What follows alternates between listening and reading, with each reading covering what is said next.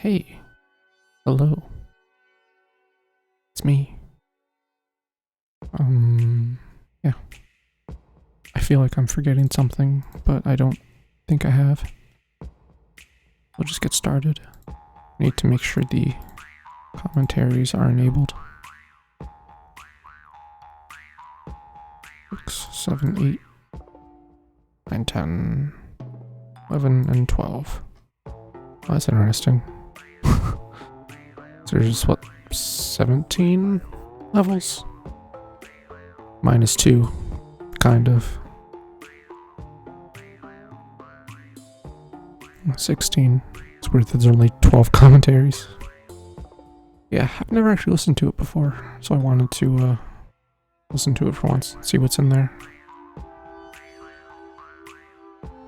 Should I have a timer while I do this? Be the ultimate washed up speedrunner and have a timer or a non-speedrun? Oop. Put that in that corner. Okay.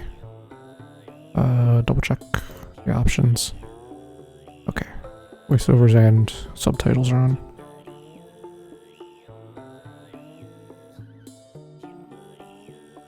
Have good colors. Good enough. Anyway, so this is going to be a regular, normal playthrough. I'm not going to be using no clipping, no warping, no duping, none of the speedrun tricks. I just wanted to play the game again. Good to have a timer since I'm going to get world record for casual playthrough with dev commentary. Good point. Yes, it's very important that way. Okay, well. Best play time of 12 seconds for the first level. Going to be much slower than that. Let's get going. Oh, and have to watch all the cutscenes too. Was a hidden realm where the gods dwelled. Among these most powerful beings lived tiny creatures whose playfulness wouldn't let you believe they were gods at all. My story is about them. Foxes. Innocent spirits enjoying their lives in blissful immortality. Until corruption ripped them apart from one another.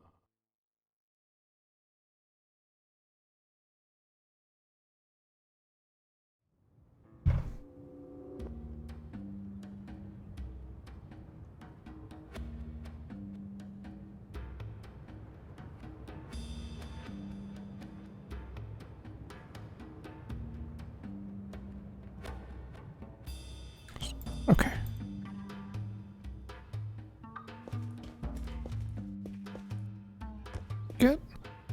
I know you can get kind of out of bounds. Oh. Hey there, Ludwig. Yeah. Great game. Big fan. I know there's a way to get out around here onto like the grass and stuff. I don't remember. I think you have to box jump to do that though. It's funny stuff. Finally, someone appeared. After all this time, my call was heard. Yet I fear there is no. Yes, the music is especially good. Your help is needed forthwith. I will tell you more, of course, but I need a proof that you are worthy to hear it. Try to follow me, and we shall see what you're made of. Hup, Bye. I'm going to hup. turn the volume up. Sound. Oop, don't save. And then these are the dev commentaries. 1 of 5. Hello and welcome to the first audio commentary. We are Jana And Friedrich. and we made this game. In case you didn't realize, we are from Germany. Hello. Friedrich did the programming and I am the artist, and together we created the levels. We will try to give you some insights into our thinking behind the level design, if there was one, and why some things are as they are now. The try you play here isn't a try from the beginning. At first we created a totally different story and style, and this one is the third iteration, at least I think. Oh, cool. I'm glad the record stops spinning when it's finished, so you know when it's done. I think the whole story about the foxes started with the movie Dreams by Akira Kurosawa, in which a fox marriage is secretly held in the woods. We loved the idea of this parallel world with ghosts and gods, so we created the little story about the two foxes. The monk is your introduction into this world, and also the reason why you are not directly starting in the game world. We realized that it is far more impressive for the player to get into this world instead of just beginning there right from the start. What we didn't tell you though is who you are and where you came from. Some of our ideas in that matter were that you are a huntsman or someone from a village far away, and from that idea there is still that huge bridge at the beginning. But we scrapped the whole village idea because it's just not necessary and nobody really questions it. It would have just been too much work. Cool. Every acolyte needs to walk down this path, but don't worry, you should be more than able to handle a bit of jumping and climbing. So yeah, that's something that in like old blog posts and in like concept art for the game.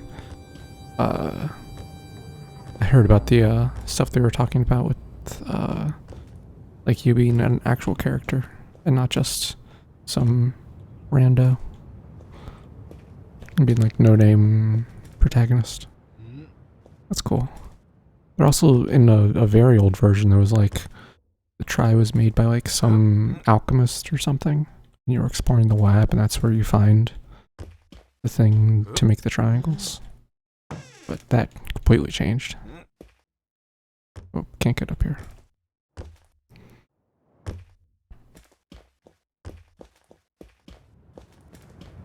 So far, so good. Let's check your talent with crates. I think you've seen them before. Thank you. Okay, this level starts on a platform on the top of a mountain, and you walk down following the monk while he explains some things to you in a tutorial-like manner. Sometimes he just watches you from above. Your target is a temple in the middle, so you walk around it and you should always be able to see it, if there isn't a wall. In hindsight, I might have turned the level upside down. It would feel much more like an accomplishment if you start at the bottom and reach the top.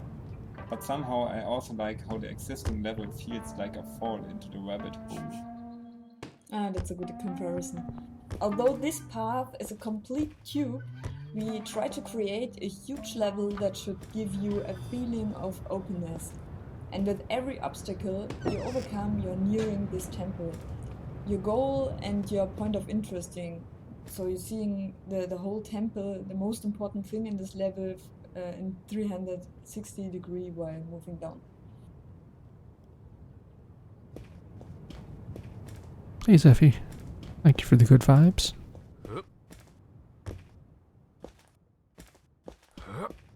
It's been probably literal years since I have seen this part of this level. Because we found ways to skip this so quickly. And eventually skip the whole thing. Right. You can't do the mashing space to move faster when going down, because you get caught on the ceiling.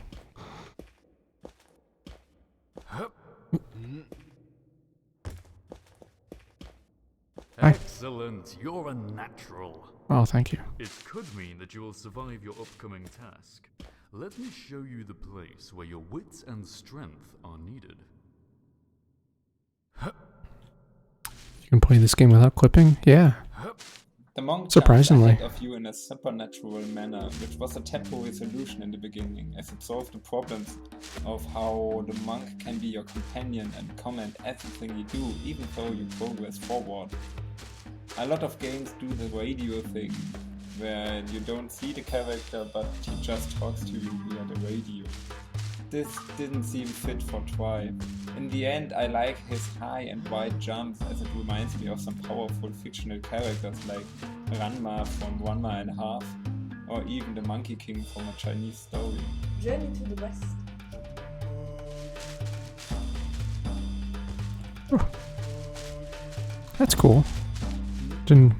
Had never really considered Ranma Half as a potential inspiration in any way. That's cool. Hi. I am the guardian of this temple. My purpose is to keep the creatures in the world of the odd gods where they belong. I seem to remember that there should be a fox here as well. Foxes are gods, you know. This temple you see is devoted to them. But it has been ages since I saw this one particular fox. I somehow feel that I need him.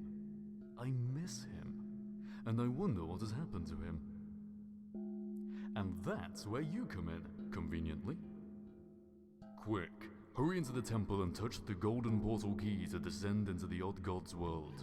I need to know of his whereabouts. Please.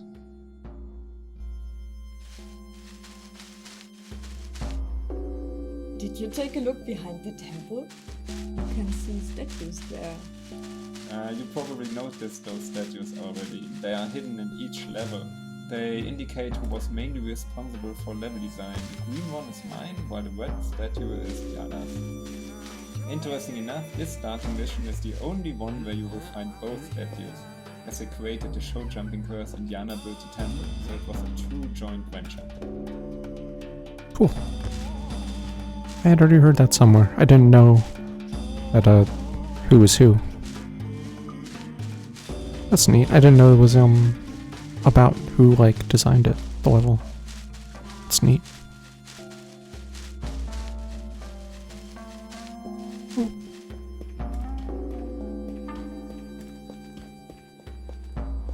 There's this room. Don't worry, I'll be there to guide you.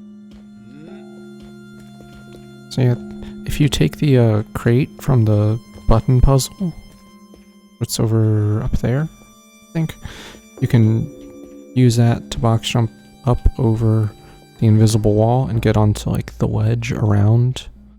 You can be like walking up here near that tree and the crane.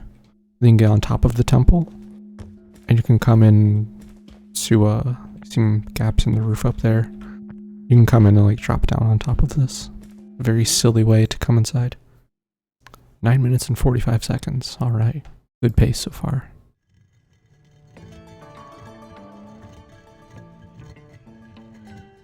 Oh. I had completely forgotten about this.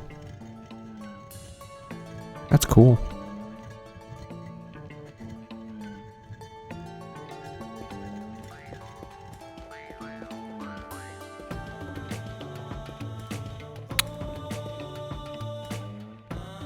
Whee! This is one of my favorite songs on the soundtrack, I think. You will soon experience that they have different rules here. So, let me know if the volume levels are okay. I cannot tell. 4 out of 5. We'll come back to this one. The level loops. And you come back this way. Or you can. Starting to think the game has something to do with triangles. Ooh. I wonder what gave you that idea. 1. Click. The portal to the next world is the central element in this level. This is why it feels like the ultimate goal at the very end of a pompous hallway with moving pillars. This is how we wanted to make it absolutely clear to the player that this is the main objective in each level. Find 3 keys in the form of shiny fox statues and put them there. Some people suggested to add more quests in the bigger levels, but we always saw how some people already had problems to remember this one simple objective. And have a look at those totally obvious power lines on the floor to show that the lever opens the door. Some people don't follow the lines at all and wonder why the door doesn't open. Hey Friedrich, remember that we didn't want to have the lines in the beginning because they were too plain?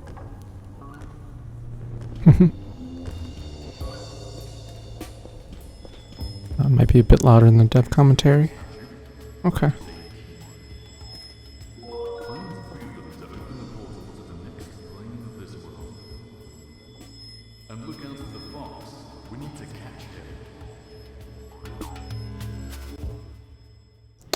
him. Bump sound up again. I don't know if that affects the commentary. I hope it does.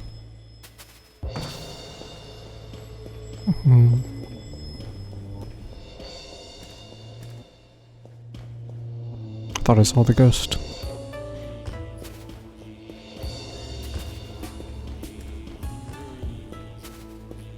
Two. This staircase really wrecked our brains. Because the big rule in first-person games is nobody looks up. Most players just ran to the fox key and went straight back to the main hall and didn't know what to do next.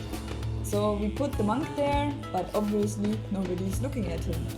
Next, we tried lighting, but it didn't help either. So we colored the path from the statue to the staircase, the red line, but nobody did follow it.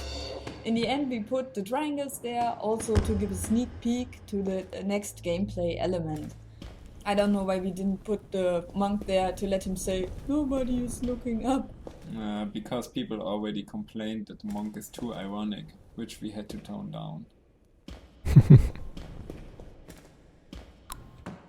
I like the monk how he is. It probably would have been a bit much to Experimentation in this place might be the key.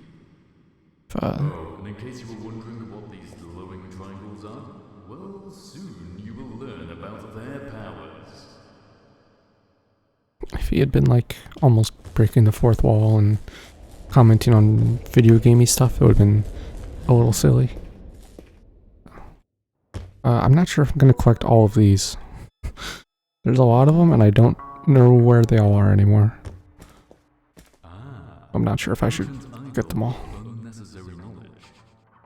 Collect more of these, and I share some secrets with you, yes?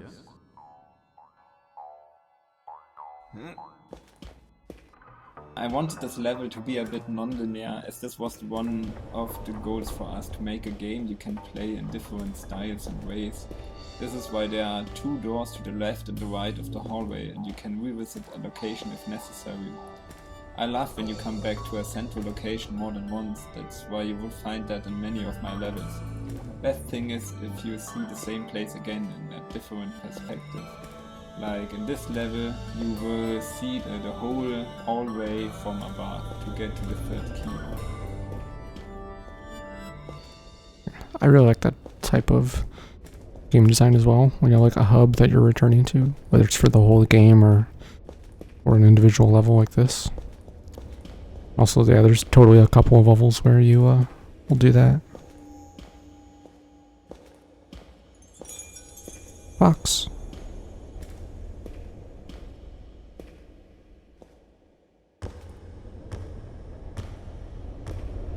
My least favorite part of doing the all idols run of this level is these jumps. And then for some reason, this is just a wall you can walk through.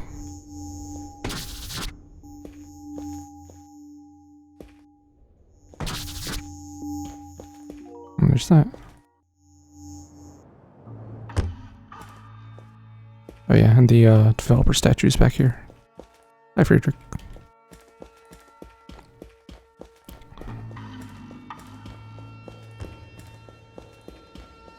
The easiest way to solve this puzzle is it's to 5. activate all the levers and then you try every lever again while looking if they make the situation worse or not. This solution was found by one of our testers, Sophie. I like it. Some people really are annoyed by this puzzle, I don't know why. Everybody loves lever puzzles. No, they don't. Okay. It's an okay puzzle, I think. I'm not sure why anybody would set up this kind of construction. I guess this is just the beginning of your journey. Is that? And then there's the secret exit out here.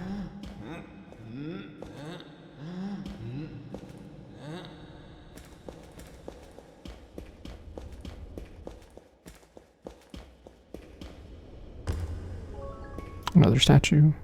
And then the last bonus statue is over here. The level is somewhat inspired by the last chapter of Gothic 2, a role-playing game by Piranha Bytes.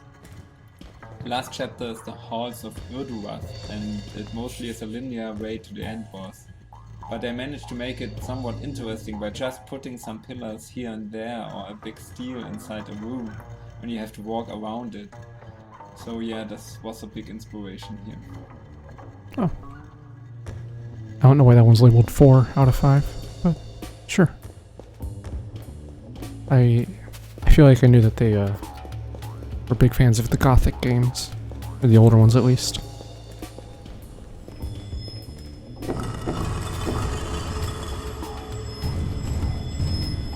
Did it. 8 minutes.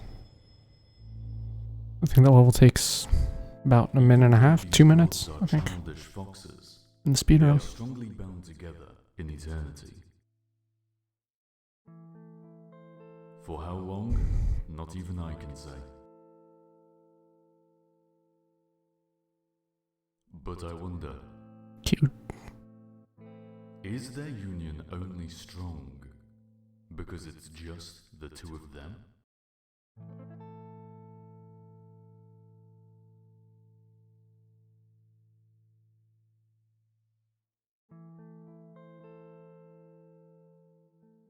Oh, so something I remembered about the cutscenes is that they're actually, instead of being like a pre-rendered animation, it's actually a bunch of 2D images that are all like layered against each other in Unity, and they're all just being scripted to move around. It's been years since I meditated here. Yeah. But I remember this place. I know of an artifact, a certain tool that may help you. Oh, I feel its presence. I didn't make the jump. Such a tower is something I always wanted to do. A big, nearly endless tower floating in the void. I don't really know what inspired this, perhaps some pieces by Mobius or so. In the end, I was very thankful that we changed Twi's art style so that such constructions were possible and would not look out of place. This tower is the central element of the level, and it contains big magic, the Twi artifact. Is that symbolic? Probably. The lanterns were the first physicalized objects we added here.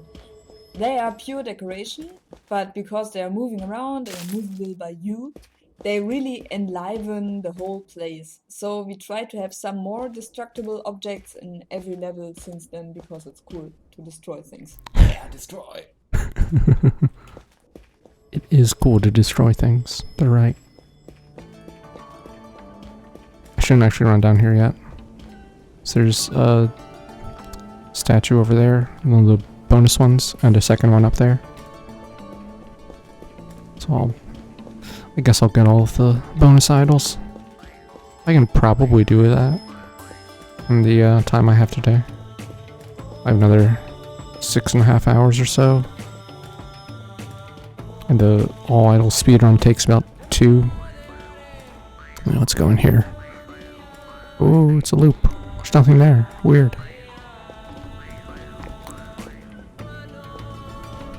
And go inside. It's much bigger on the inside. Hello. So wow, this is the Twi! That is in all its glory! Thank you. In the beginning we only had this artifact lying around and people collected it. And then they could make triangles. That was it. I guess it is a good thing we celebrate this a bit more now. Man chorus, color effects, and a monk telling you how great this is. And don't forget the eyes of the fox.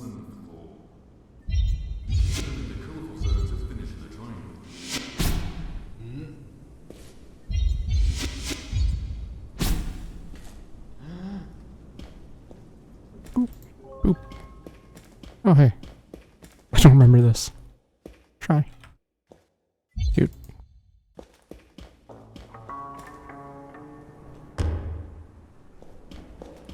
And in the speedrun, go into this corner and clip through and skip basically everything.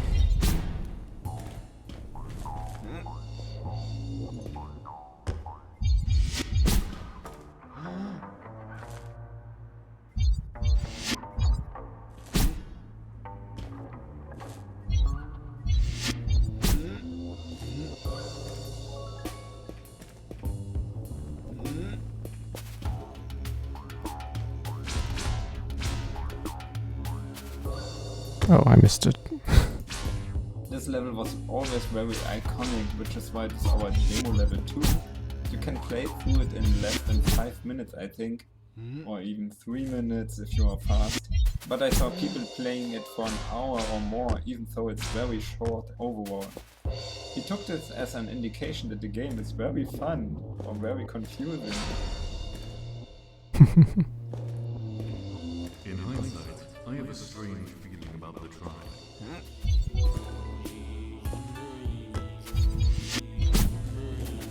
Yeah.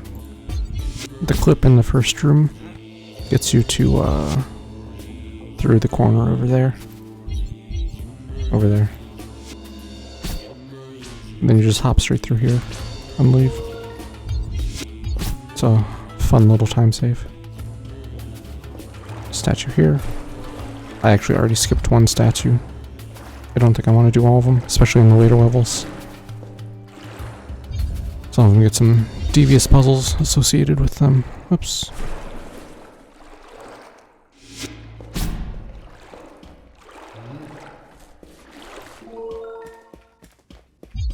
I'll just grab the ones that are in the way, like this. When watching people testing the game or playing it at a convention, we noticed that not a lot of them noticed the first teleporter, the one from the tower to the inside, which really is geometry 300 meters away. Perhaps because games always do that anyway, or it wasn't clear enough. I don't know.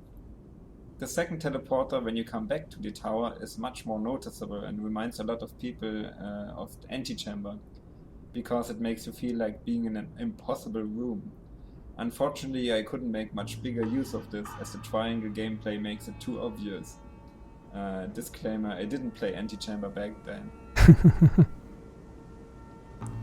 Antechamber's a good game. I've never finished it though. Oh, interesting. I'd never done that before. I turned around and saw the doorway still here, but then I moved and it teleported. Now it's gone.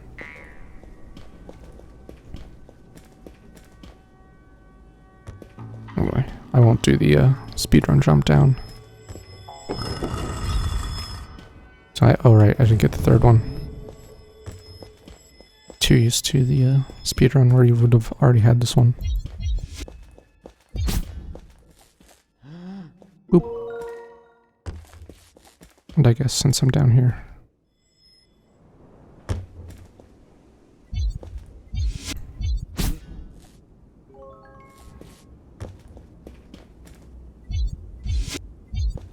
And one more. I skipped two of them on the inside. Which I can only think of where one of them is. Ooh.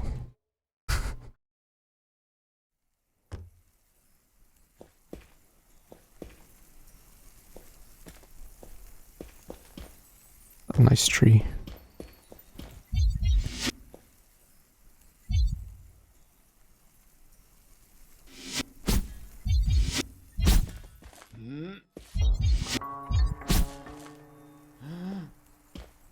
This one.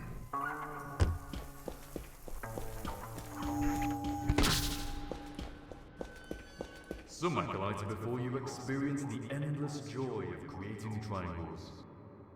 Or did they go mad? I don't remember. How do you feel? So yeah, this is like a Friedrich was saying in the second level about having like a hub area you can return to. This is kind of that too. This level taught me a lot of things about orientation. I created the yew tree, for example, in the start room not only because I love absurdly high trees in closed rooms, but also to make this a special place to remember, because after that you will reach a crossroom, my main idea for the level, and you reach every cardinal direction through it. Unfortunately, this design left a lot of people confused in the beginning because nobody remembered where they came from, where they need to go, and where they have been already. We did a lot of tricks like coloring every wall in a different color, too subtle, putting a red arrow on the floor tiles, yes, too subtle as well, putting different plants in front of the door, too subtle, and in the end, we placed the energy gates to guide you. I'm not happy with this solution, to be honest. I think I wouldn't create a room like this again. But at some point you have to choose if you want to delete whole rooms or just fix them. I still like it. I feel it's a real accomplishment if you play it through. Yeah, I like this room. It gives a really nice flow to the level. Because you see, oh, I can't go anywhere, I'll just go here. And then when you come back, you're like, oh, I'm back here. Cool. And I think the, even without the gates, I feel like the arrow on the ground is enough of a signpost on where to go. Because you come out of here, and like you're just looking straight forward at the next place to go. So hopefully you would recognize, like, oh, I'm in that room again. Yeah. Then statue over here. Boop. Then these weird pits. Hello. This level was internally called the bridge level because it teaches you that you have to make triangles and use them as bridges. It reinforces this mechanic. In the end we had to shift a lot of geometry around because often you could just jump over the chasms. It could also be boring to just have 20 or 30 chasms one after another, so it also forces you to create ramps to reach higher positions, especially if you are a treasure hunter searching for the golden items.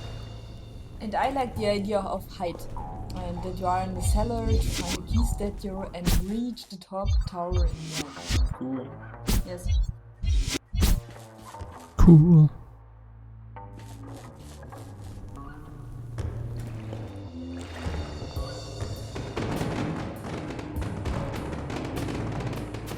I like this. I like getting to make a mess.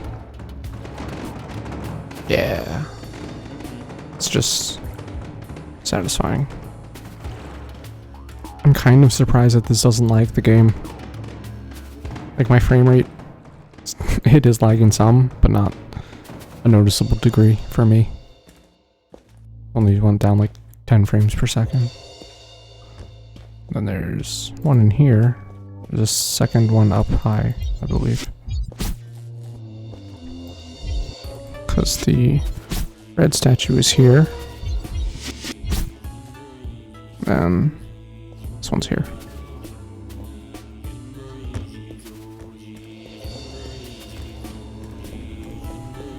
And there's this. Yeah. Like I was saying before, you come out here, there's just this big old arrow on the ground. You're on the right path.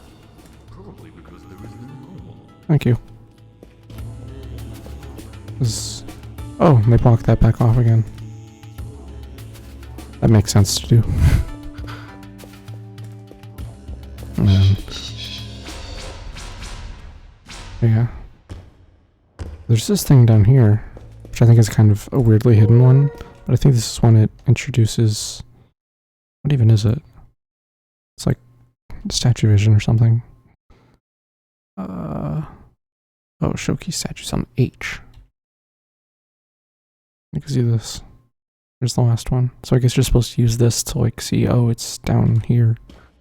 It's a really weird mechanic. It makes sense to have for a, like just in case people get really lost. But it's kind of strange. Oh yeah, and there There's another statue hidden back here.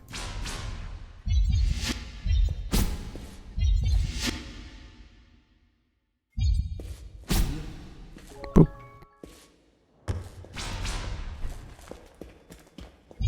Now more chasms. The fox mostly exists to tell you that you are in the right Hello. direction or in the right place, like enemies in a shooter. And he's so adorable and even follows you with his head, but you mostly can see that by cheating, so it's just something we see, because he's just alluring you and hides when you get closer. I really want to have a character like him in the next game, but this time you can interact with him in the next game. And who programs this? You.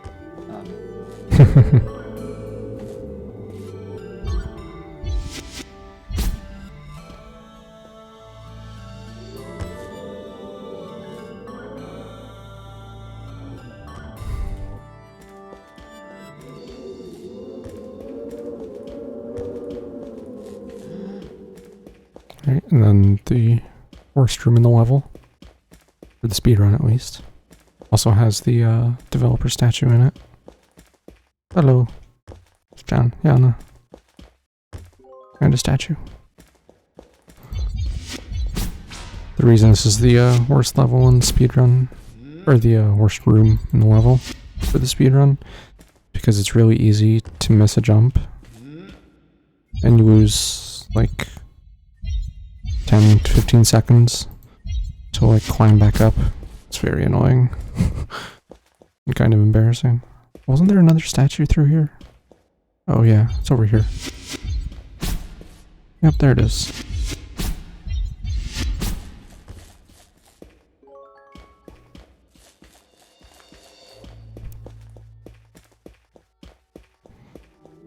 Now this part. In the beginning, we definitely didn't want people to reach the outside, so we added invisible collision boxes at the top windows.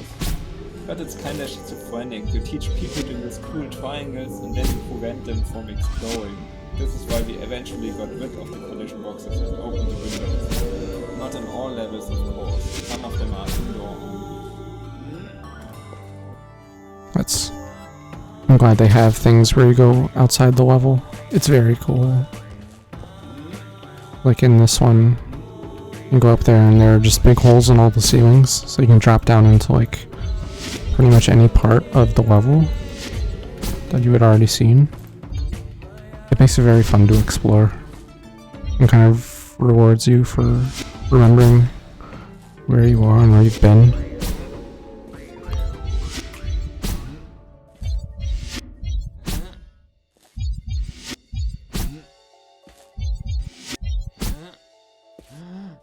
I think there's one or two bonus statues up here. There's this old guy. There's...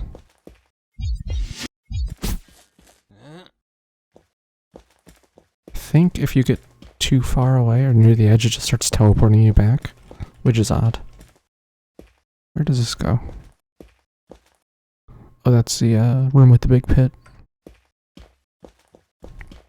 With the statue in the middle. Yep.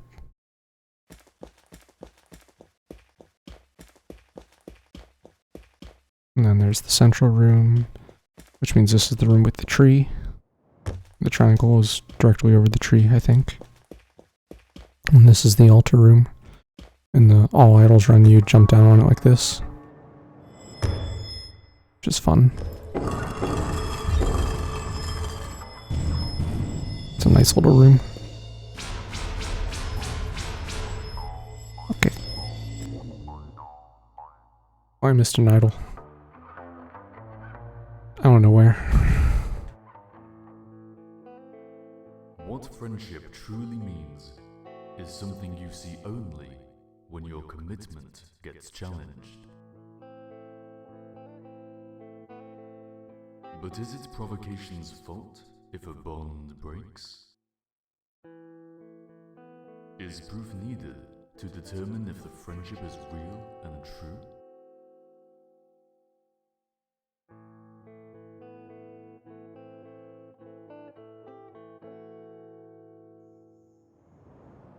Whee!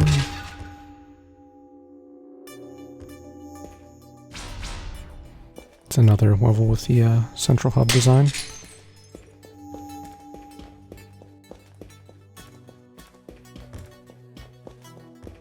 The wise Aegean people loved building shelves. Everywhere they went, they made horizontal triangles.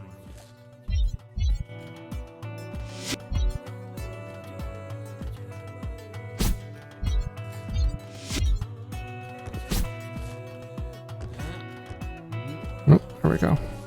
This is tricky to get to. You don't have the walking on walls yet.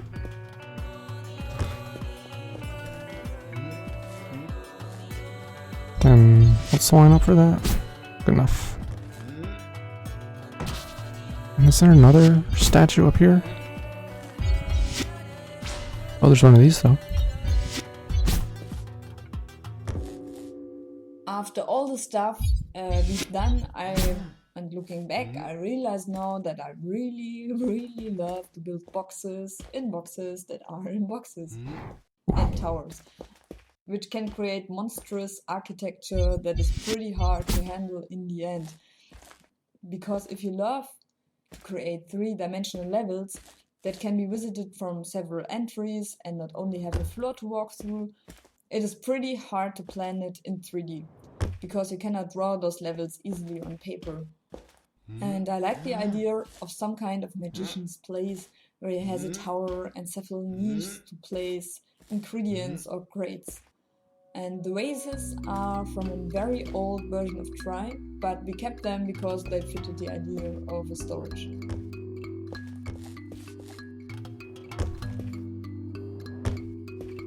This one's 3 or 4. Talking about some mysterious Aegean people here. We just wanted to make people aware that you can create horizontal triangles at eye level and climb up. You know, IKEA furniture and such. Sometimes this technique makes traversing a level much easier, we think. Unfortunately, this is the only place where the Aegean people are mentioned. They are a really nice bunch of humans, very great. Oh, that's weird. These won't break.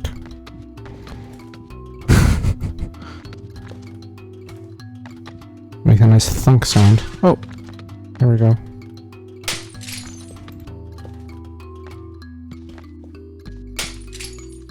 Weird. On the mask. Your nose? No. Somehow there's one of these masks that the nose unfurls. Whoa. Whoa. I think it's down here. Oh. Just a bunch of foxes.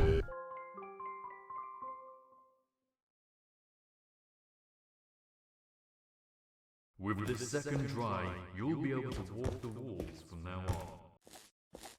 But I remember someone also reached out for this power. It was different.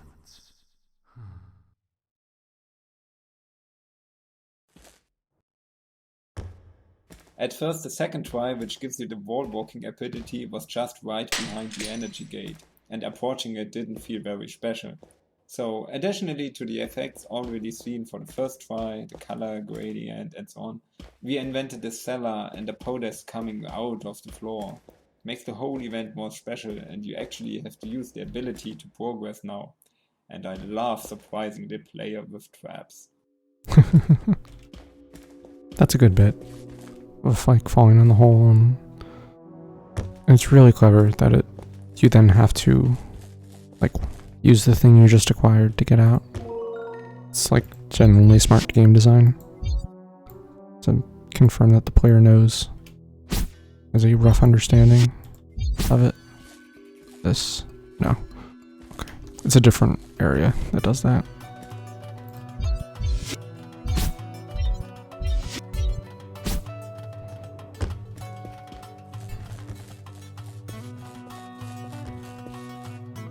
Walking on triangles needs some practice. At least, I imagine it does. If I were the type of speedrunner to have like reset noises on my splits, I would have taken that one. That would have been the sound. That voice line would have been the sound of resetting. Just have the monk telling me to practice more.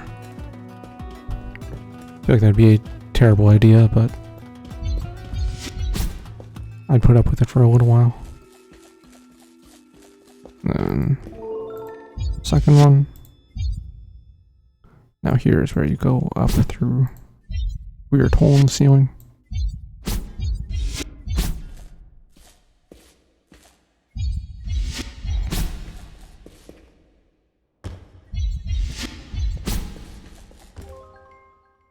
Oh yeah, and then there's this.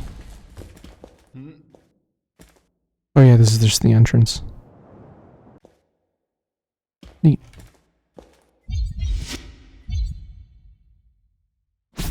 Oh, also I need to do that, I think.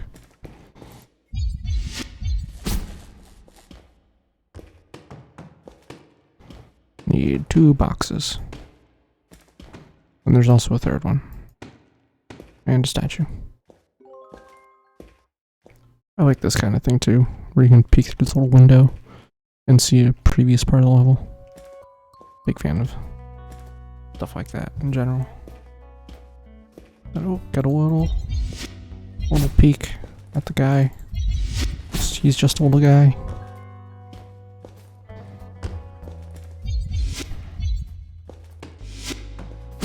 See if I can get the good throws here. I heard it hit the button. Didn't stay on though. Whoop. Oh. You can also clip through this gate. It's actually relatively easy, but it's not faster.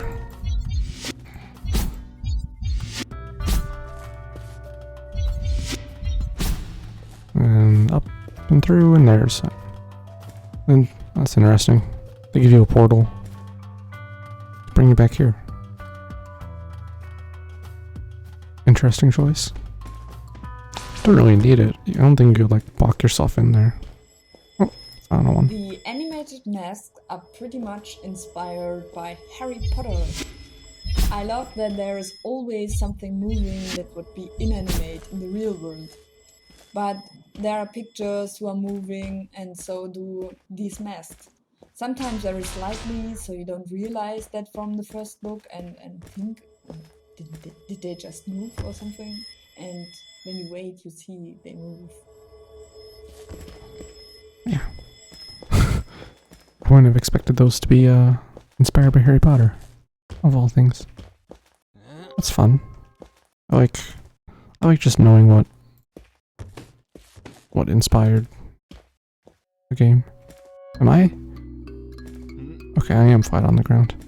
There's a glitch that happens sometimes where you'll like fall off a triangle just right, and it'll put you at a weird angle, and it won't like reset your gravity properly. And it's very strange. I thought it happened there for a moment, but it did not. Oh, I got all the idols that time. I remember that level. Right. I'm not. There's, I think, 2 bonus idols. If you go up there, you hit these 2 buttons, and then it opens a door, and you run up. There's, I think it's 2. Oh no, there's 1 in there, and the other one's up here. Up through that big column of light, which I'm not going to do. Labyrinths can be very confusing. If you only had something to mark the way.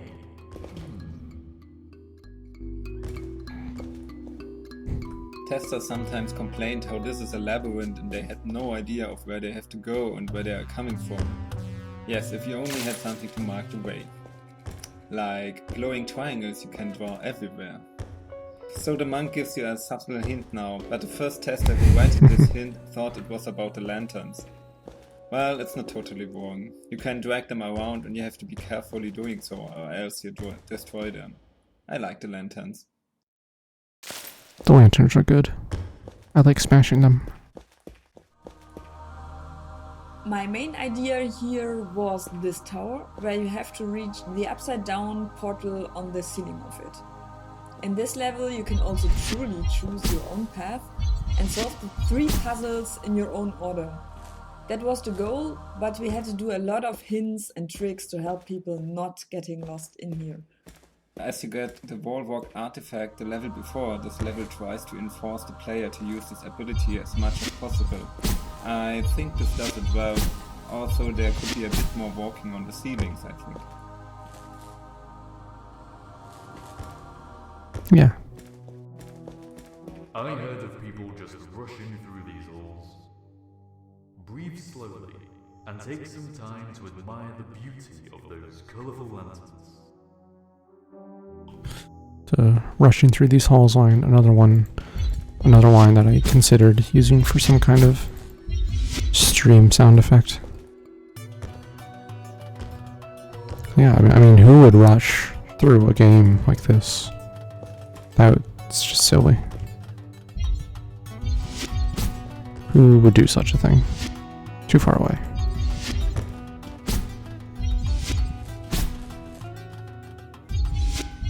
Okay, let's grab this statue while we're here. Kind of awkward to get.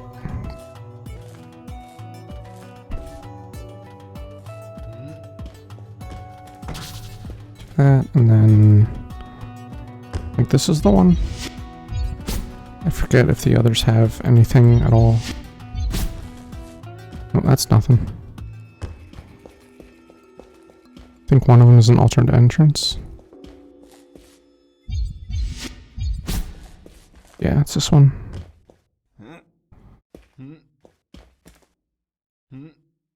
Yeah.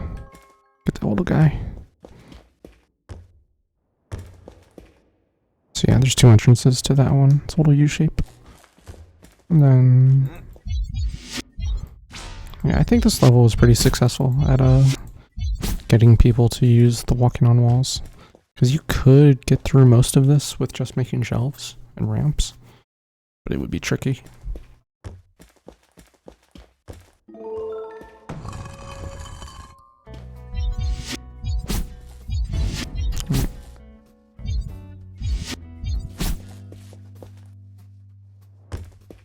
And there's this guy.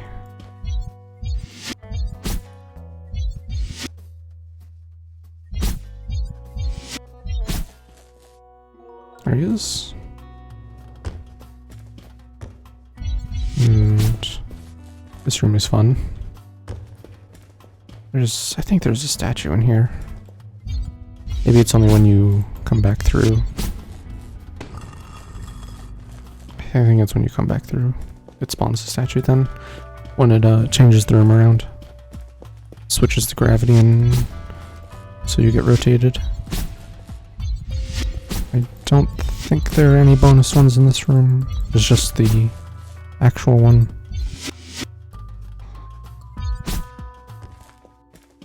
Hello. I'll take the steps down.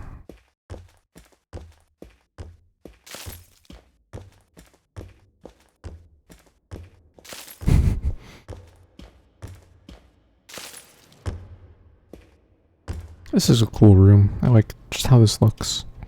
With these like big steps here. Big pillar thing in the middle. It's a cool room.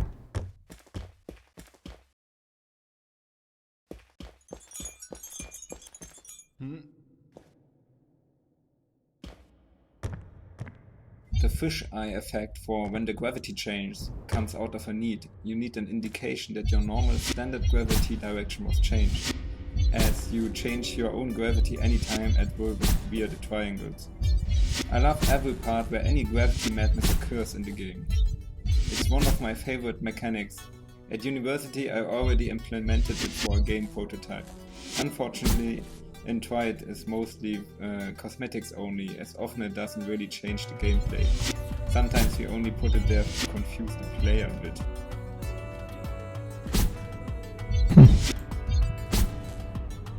I'm not going the correct way to progress the level. I'm trying to remember where the statue is. It's just a little bonus guy hanging out in here. I think he's... I don't know. Wherever he is, he gets to stay there.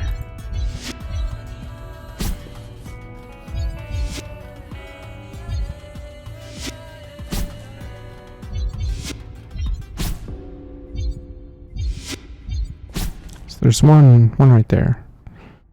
I swear there's another one like up there, I think.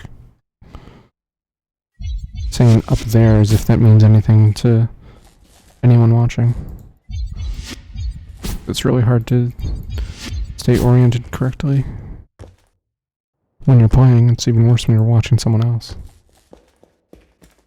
Hello. I remember that the foxes used to love this place. I can feel their joy in these halls. I wish I could just see that again.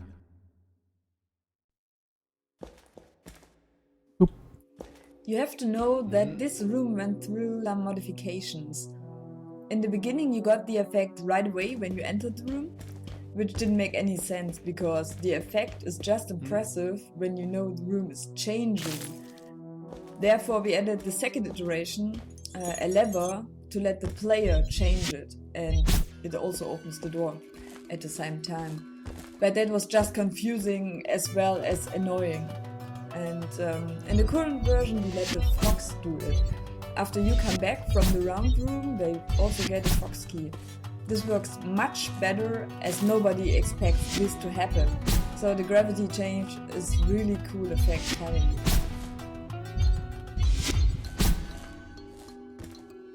This is a very awkward statue to get. It disappears and teleports to the other side. But if you hit that, it'll be in reach. That took me a bit to get on my first time playing the game. And then I don't think there's anything at the bottom. Don't recall. Yeah, just fog.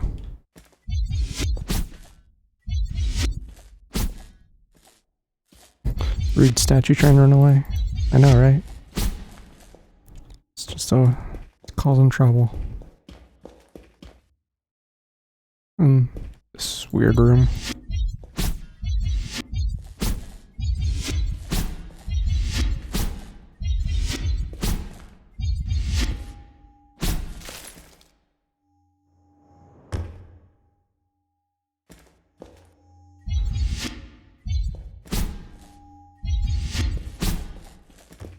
And oh god, how do I do this?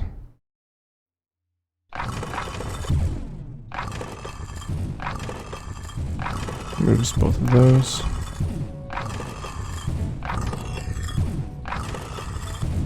Okay, I did it. You can also clip through this wall. It's it's weird and hard to do because when you have two surfaces close together like this, if they're really close together, you might just go through both of them immediately. But if they're far enough apart, then you have to like clip through them separately. That's what happens here. You get through one and then just kind of hit the other. So it's awkward. And kind of clunky to try and clip through. And so it ends up being faster to just hit the buttons instead. I mean, it's even faster to go out of bounds and do the cool out of bounds stuff there, but if you were doing like an inbounds run or something. And there's one or two more statues up on these little rafter beams. I think that's what the shine on the walls you're supposed to signal.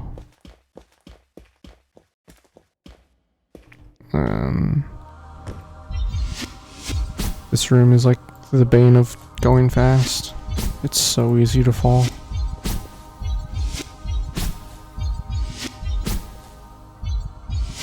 And if you fall, it's like, may as well be a reset, because it's so long to come back up.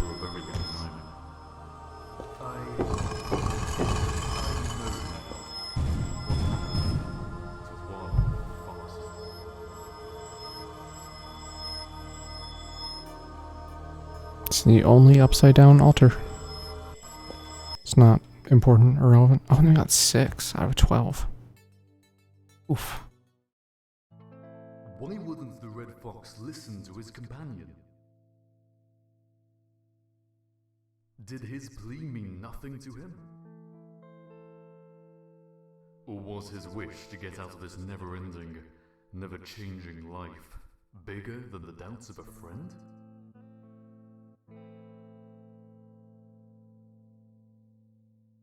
Whatever was done couldn't be reversed so easily.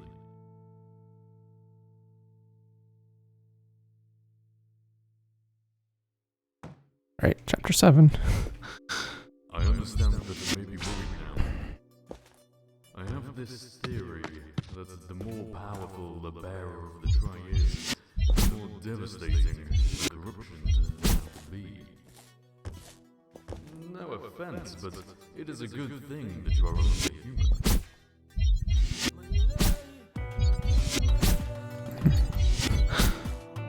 I don't think there's anything you can do out here. At the end of the level, you go outside there to get a bonus statue. I hate getting that one. It's so annoying to get to. There's just this guy down here. I don't think there's anything if you go up or way down. I think it eventually just turns into wood and then voids you out. And then, let's see if I can remember how to do this room correctly. All the levels you played until now, including this one, were all made until March 2013. After we made a long break until January to make some money. This was for the game Saba we did for the Leipzig Zoo. When we got back to try, we ditched all of the old levels and gave the game a whole new look. It took us 1.5 years to create another 9 levels, add decoration, fix bugs, and polish the gameplay to the style you are currently playing it. In between the rest of the development, we had some smaller breaks, of course, for other contract work, sometimes a more than welcome job variation. Or a flood in our front door. That was fun.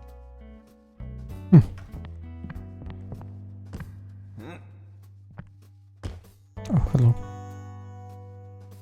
This is the level which introduces the wooden surfaces. This not only brings some variety in the visuals, but also in the gameplay. From now on, the player has to think more about the placement of the triangles, as the wood doesn't allow triangle points on it. We don't actually have a backstory reason for that, but somehow it feels natural, doesn't it? As if the triangles are not allowed living things. If we would not have the wooden surfaces, it would have been really hard to come up with more challenging levels, as traversing everything is too easy with the triangles. Come down here, isn't the monk? I think he's supposed to be here at some point. There's a fox. And... oh right, I literally can't do that one yet. It's the last one. This is just a box and a bonus idol, I think. Yep. Anything? Nope.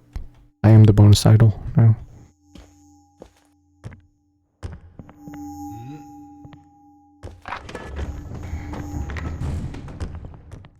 I like this hallway. It looks cool when you run through it. Especially with the moving lights. This room. Another room that's really awkward to do quickly.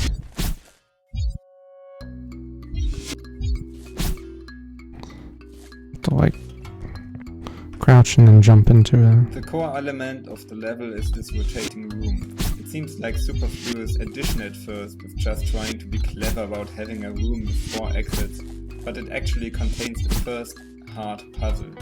It is only hard because most people don't try to understand how the level was built, or are just not able to visualize how there are 4 exits, even though I added windows to make it more clear where everything is and how it is connected.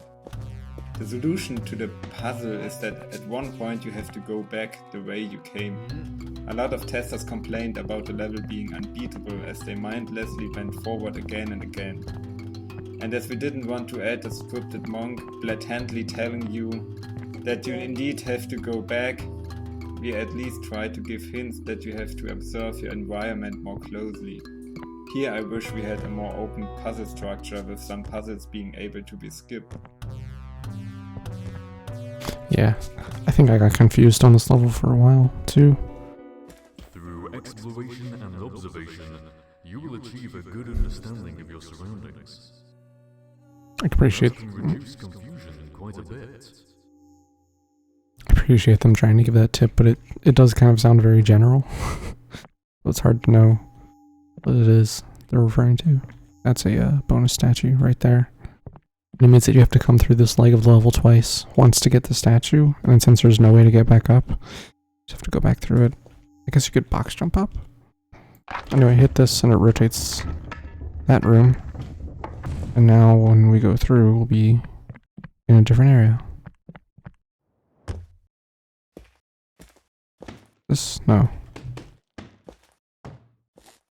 Nope, doesn't fit. There's also a statue up there on this ledge. Up here. But, I forget how to get to it. You need a box up there, but you need the box to get up. So you kind of have to bring one from somewhere else.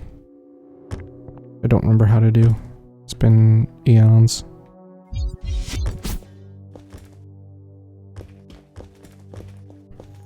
And there it is, this.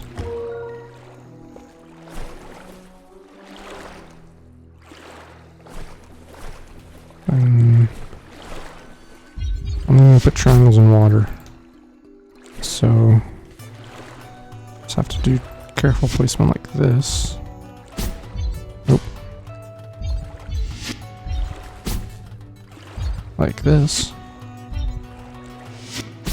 To get up here. In here? It's one of them. No, this is actually a different part of the level. Yeah, it's not. There is a statue in here though. In this secret hallway. I like that as you just run through the hall, it's so tight that you basically always brush up against the side and hit those blocks and they make noise. But there's also, you continue up this way.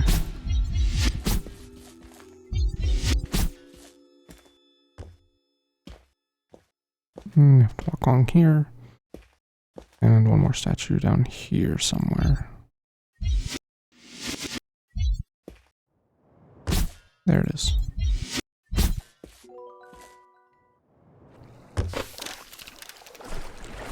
And then if you jump when you're in water, you move forward slightly faster.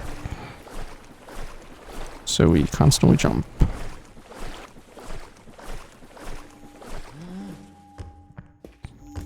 And I need to go this way. Technically I could have gone this way from the last room, but it's fine.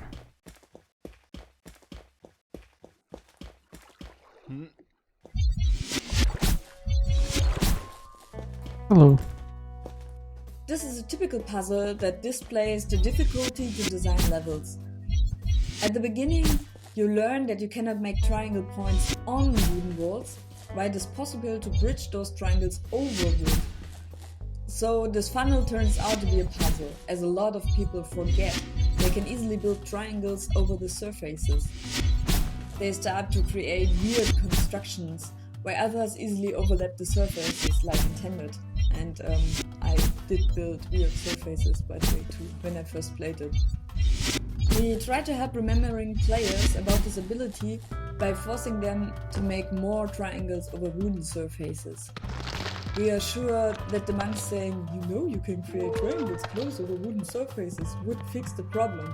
But in the end, you can leave out any cool idea for their chance. It is too hard for people to solve it. And a good thing is that you can solve nearly every situation by making triangle constructions of the weirdest kind. The only problem is when the player thinks that they're weird, hard to make constructions are the correct solution. Yeah, like making a huge staple of triangles. In here now? Nope. Oh yeah, you can clip through here. Through these bars to get into the other room. It's probably easier than the clip we actually do in the speedrun, but it's like a few seconds slower, so why would we do that? Than the old intended strat here. Which I actually am missing one box.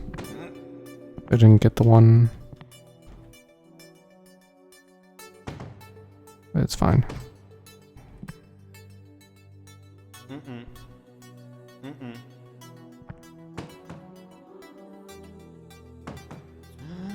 There we go. I'm only slightly cheating. It's fine. It's a game where you're supposed to cheat. This situation here wasn't in the level until a few months before release. I kept going back to it because it was just a boring statue on a podest in the beginning. I thought about teaching the player that crates can be tossed through energy fields without problems, and this was the outcome. The only problem is that this learning actually only is relevant in the later level, so I had to teach it again later. Oh. Anyway, the thing you're supposed to do here is put one crate on the button to activate the elevator, then you go back up and use a crate to knock the statue off of this. But I'm not going to do that. I don't want to have to chase the statue back up to the ceiling. I'm just going to do that. I know I said I wouldn't do speed strats, but I lied. Then, oh, there he is. I like that throw. Picking up the box and throwing it to knock the statue down is very fun. Big fan.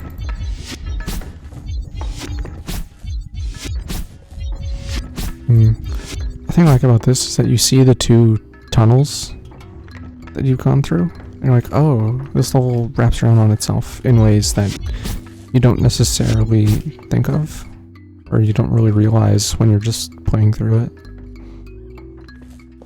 Oop. And then that's all. Yeah. I don't think I got all the idols. No, I didn't. I left one outside. There's one over here too. Oops. Whoops.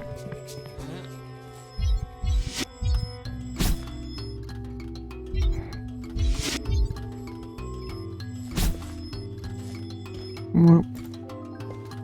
6 out of 11. Ooh. It's less than expected. I've forgotten more of this game than I thought. Wings in the void. There's a couple bonus guys in here somewhere. I do not fully remember. Jana added the hidden doors here for the first time. The hidden doors are just boxes with the same texture as the walls, but you can drag them around. So this was perfect for some super secret idols and so on.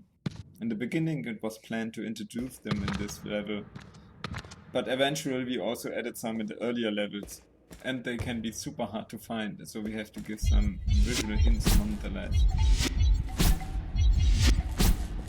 Yeah, I don't think there's ever a critical progress or critical path behind hidden walls, which is for the best.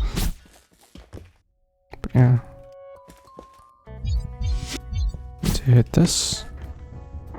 This place looks calm, relaxing. I will meditate on those boxes here. Doing the casual strats, using the elevator.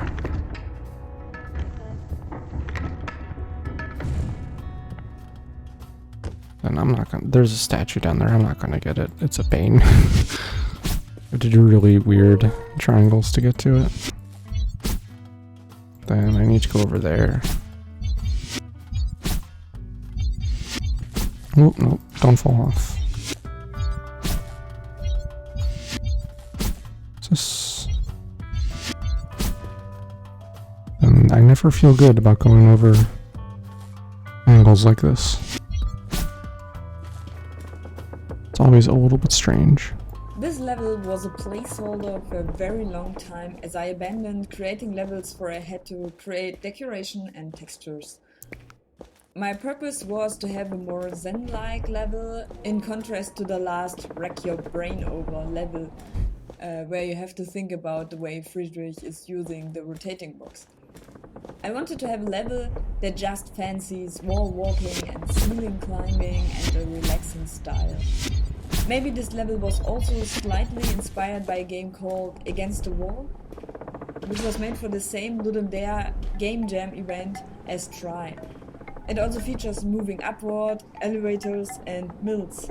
Holy shit, I forgot that I was primed by that game so much. I really love it, and I hope Michael Consoli is going to finish it. Go. I'll have to look that up. What's it called? Like Against the Walls or something? That's neat. There's the acid room. I have to drain it, which comes later.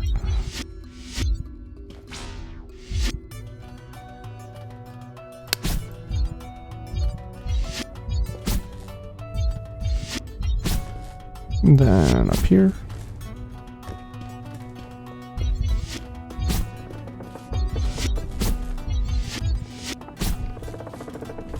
So, oops. As a speedrunner,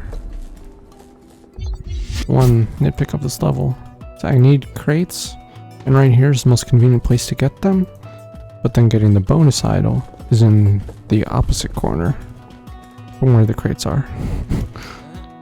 It's very inconvenient. I somehow had the feeling I didn't build enough towers. So I stole Friedrich's idea of the tower floating in nothingness and added windmill wings to make it look more interesting. Also, while still in university, we swore that we would put a windmill in any game we are going to make, because they enliven every scenery. Too bad there is no wheat or flour anywhere. I still don't know what the wings are doing. The good thing about the story with the Odd Gods is, this being the strange dimension, is that you can just tell the player that the creators of the place were mad. Makes me wish we had more backstory in the game. I think it's just the one statue in here. I think. But yeah, nothing out there.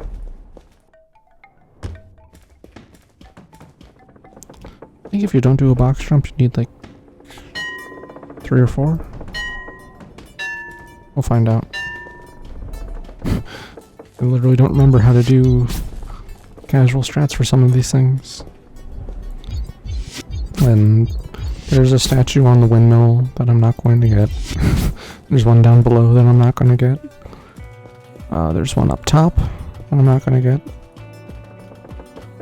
Oh, actually, another point where I don't remember casual strats is right here.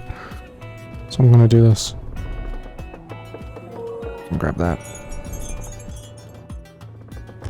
And I'm back in here. I didn't drain the acid yet.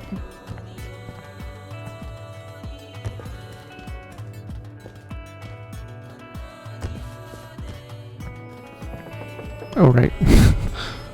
You drain it from in here.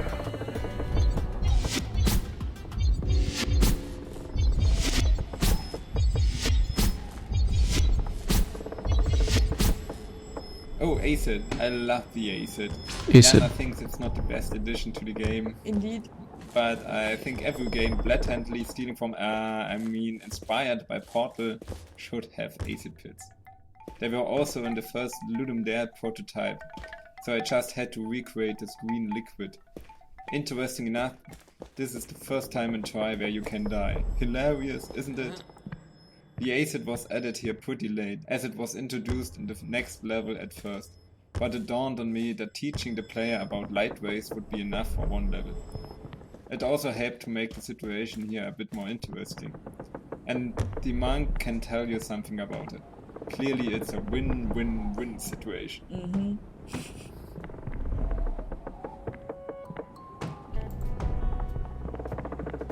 Yeah, I don't think I like the acid either. Like, I mean, it's fine.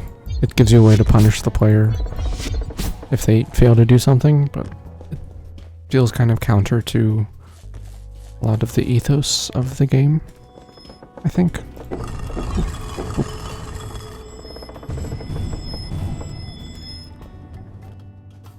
3 of 9. Oof. The cultish spirit was all gone. In a sudden moment, the Red Fox realized that he had never used his godly strength before.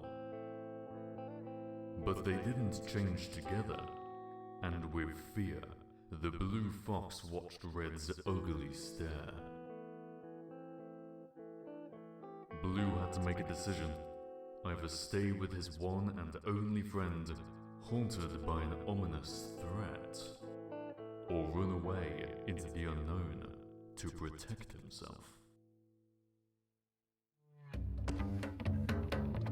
I'm going to take a small break here. I need to get more water. I'll be back in just a moment.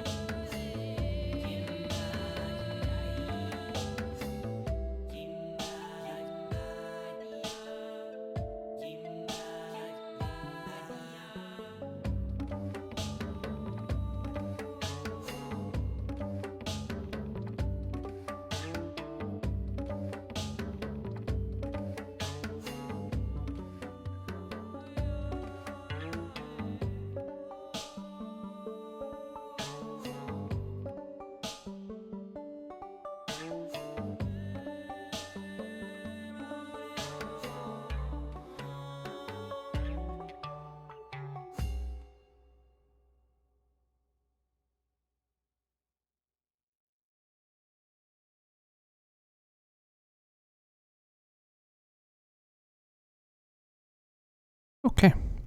Hello again. This Hello. place could be illuminating for us.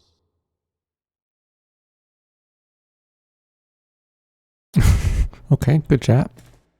As you probably noticed, this level shows off the concept of the light rays.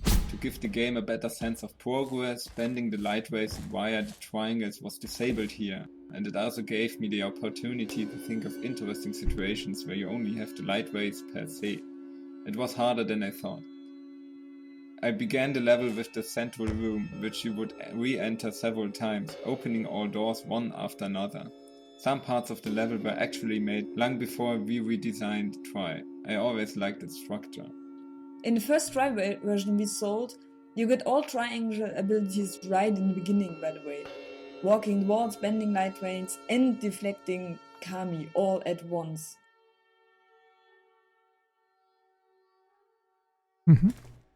So, I literally just now figured out what these symbols are. They all denote what, like, section of the level it is. Like, this is the, tower section. There's a bunch of floors on top of each other, and you go up. So, each horizontal line is another floor, and the line here is, I guess, you moving up it. And then, this is, there's a part where you get a light beam going like between two floors, shining from one crystal up to another one. And then over there, it's just the altar. And that one I'm gonna mark because you don't enter it from the side.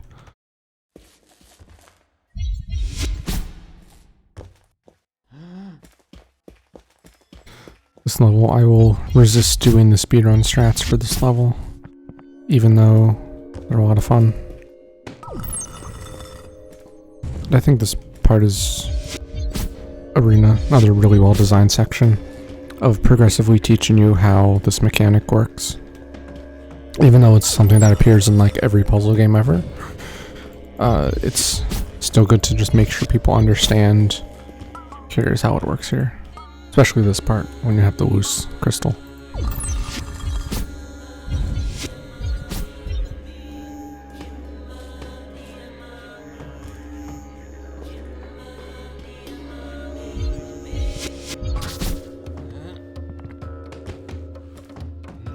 If I climb in that hole and drop back down, there is a bonus statue at the bottom. I wasn't paying attention to how long I have to wait, so we'll just guess and hope for the best. I'm not going to do the whole bonus statue section at the bottom because it's a pain in the ass. So I'm just going to come over here.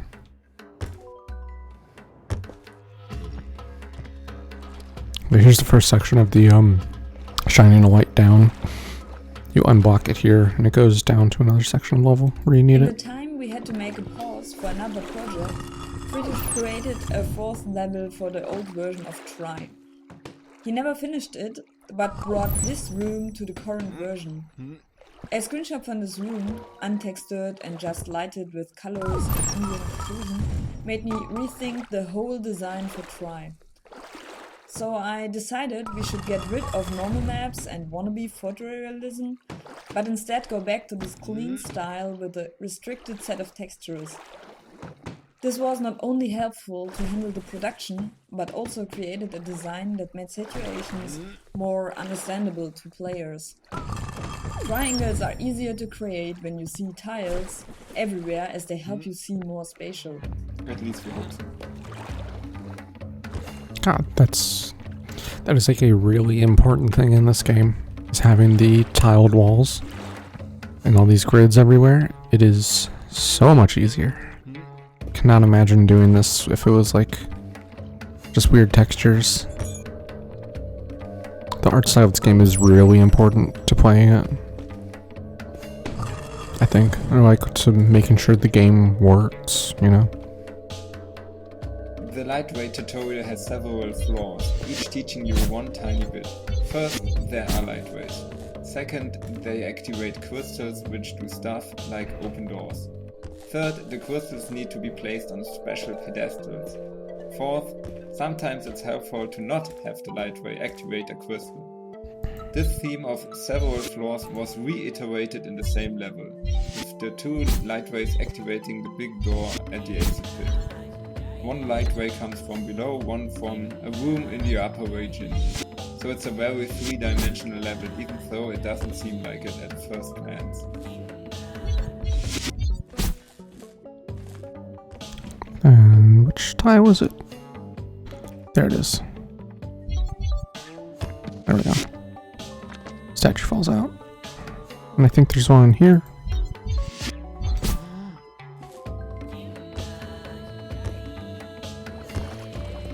And then this is kind of an odd puzzle.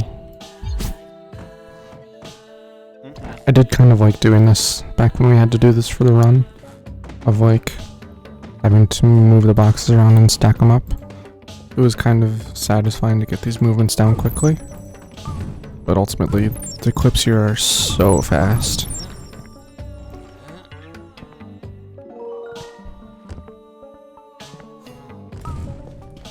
I don't know why there's this box.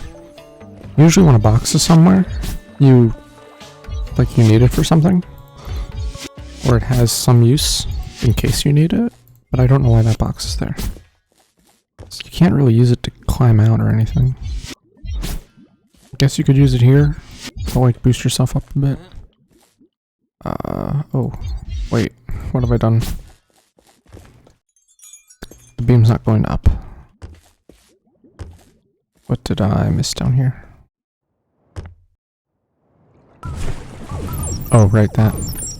Oh, you know what? That's what it is. It signals that you should put the box over here. Because you need to put that box somewhere, and anywhere else it'll block the other white beams. Oh. Can't quite make that jump.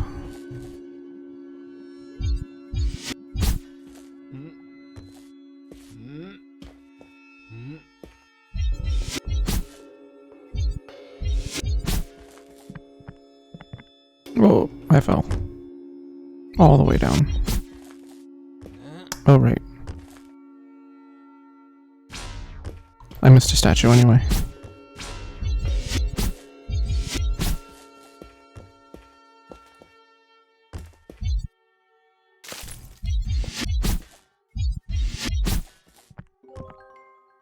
Here we go. Then... He did resist the try. That is true. Yes, yes. But he didn't help his friend at all. So that dialogue right there is why I started to speedrun the game with the dialogue turned off. Because you do a clip through this corner to go out of bounds and skip climbing back down. And every time, because of how fast you get in this room, it would, oh nice. So you would do this and drop back down there. So you would quick save, and if you failed it, you would load. And so I would fail it 3 or 4 times in a row, and just hear the same line of dialogue every time, because it plays the dialogue again, He did resist the try. like that. That is true. I don't know why I played again there. Yes. But he didn't help his friend at all.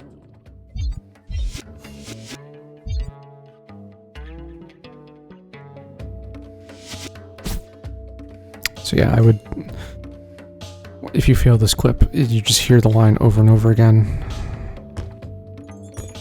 Anyway, there's nothing interesting on the way down, I promise. He shouldn't have fled. Also this one, I heard that line so much that I just stopped wanting to hear it at some point. There's this guy, and also this guy.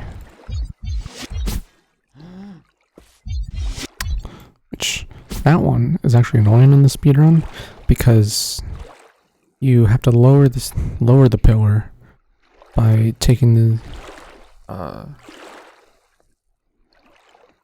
you take the statue off and it goes down, then you go down to the bottom level where there's bonus statue stuff, then you come back up and then you have to go back to the button to put a crate on it to bring it back up to be able to get that one.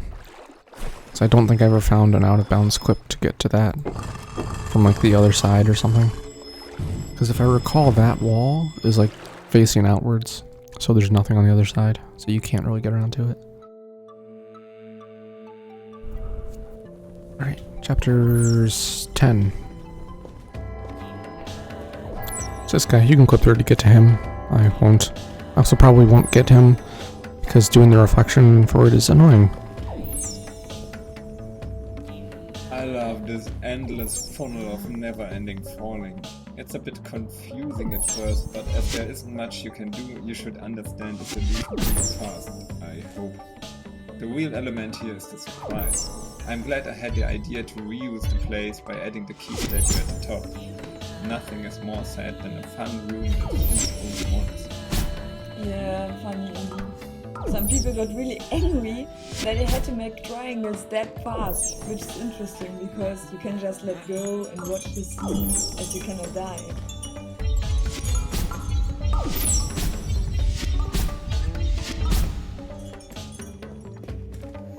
Also something I've heard a ton is the noise of that thing moving around.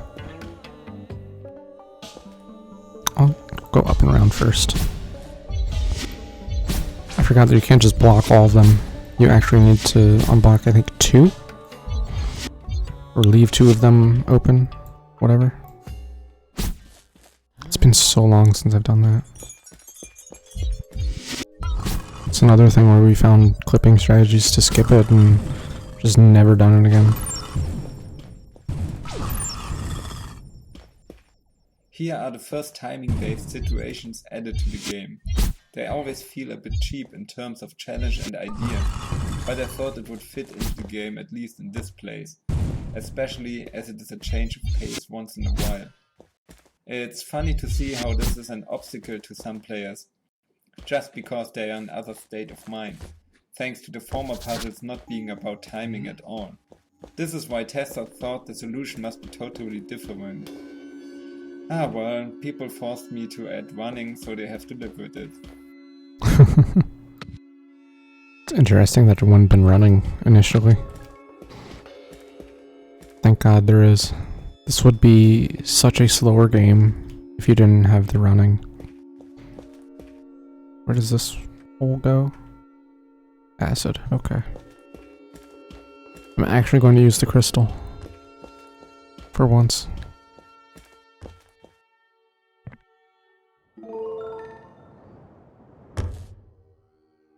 It falls slower than you do.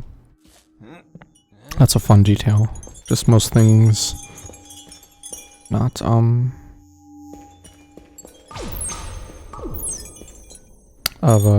like regular physics not being quite true. Like that.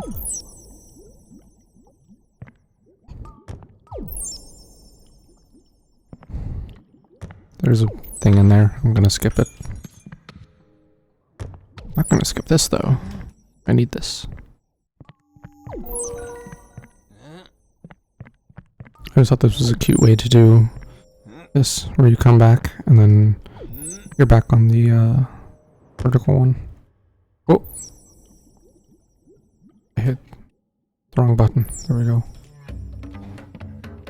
I almost hit the reset timer button, which would have just been truly tragic. Get my very serious timer.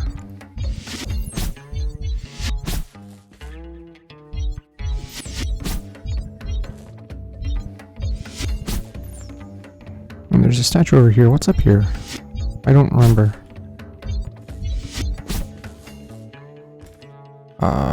Oh right. That's how you get over. Because what you have to do is build triangles like this to give yourself a place to land. And then you come over here. Also, you go back here and there's one of those. Come on, get in the hole. And jump and crouch.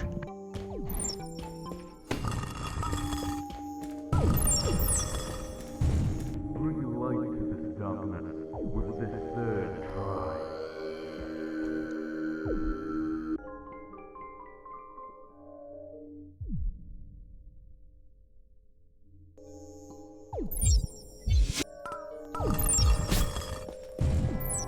Here you get the last try, enabling you to reflect light rays. This was the core feature of the original Ludum Dare game, as it didn't have the wall walking stuff. It also didn't have normal light rays, only lasers, making it more dangerous from the beginning. I'm a bit disappointed by myself how the bending is introduced in the game here, but not really used in an interesting way. Reflecting light around the corners only interesting so many times until it is a core. So we had to reduce that a lot. It is also not a lot of fun to reflect the rays within big halls, so this is why most places with light rays are small rooms or hallways. That makes a lot of sense. You wouldn't want to do like gigantic spaces. I think this is like a double secret where there's this guy here. Hello.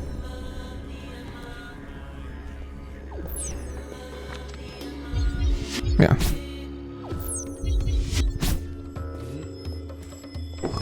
Okay.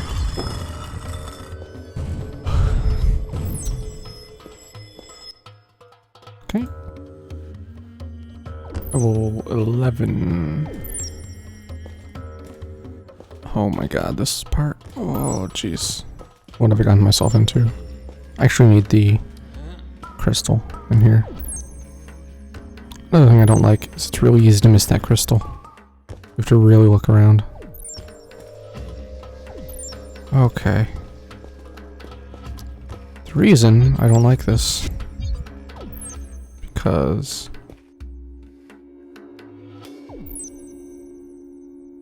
I have to reflect this down this hallway as well as up and over.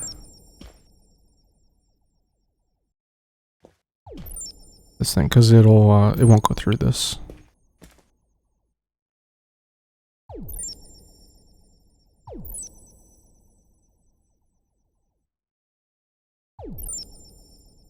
think that does it. Yep. Hopefully it does it enough. It'll actually come down here. There we go.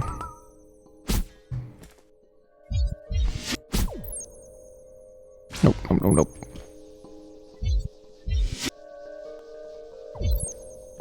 Oh, it's not forward enough. There we go.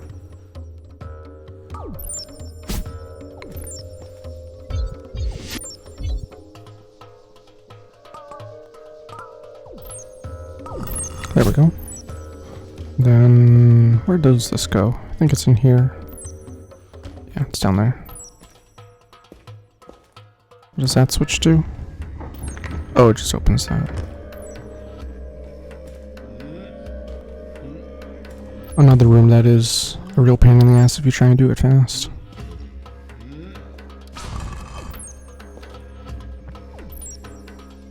So I need to get this light beam into this room.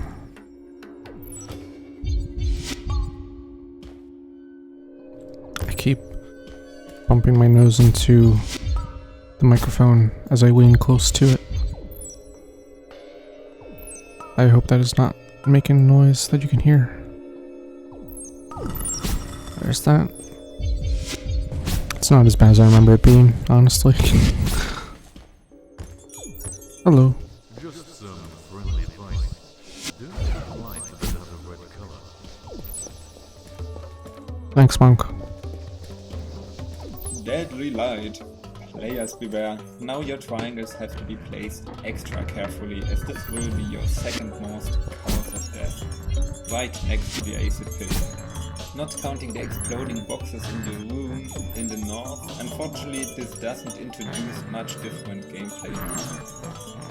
I still think they are nice additions though, as they sometimes block passages in a fun way. Also, they were part of the first Legendare try. Back then, the story didn't really know where they come from either. In the end, we could use the lasers for the end situation in the last level, so they need to be in the game anyway. Yeah, it's foreshadowing. That's the reason why the foxes are around these lasers at the beginning, getting mad at it.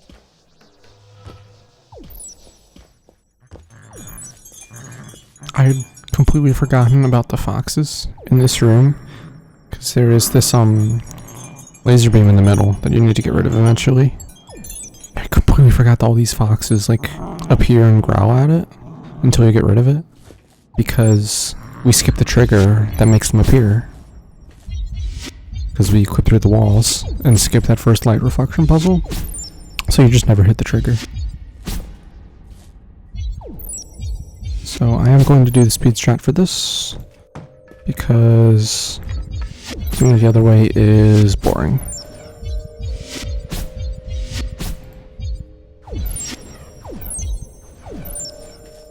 I think that's enough.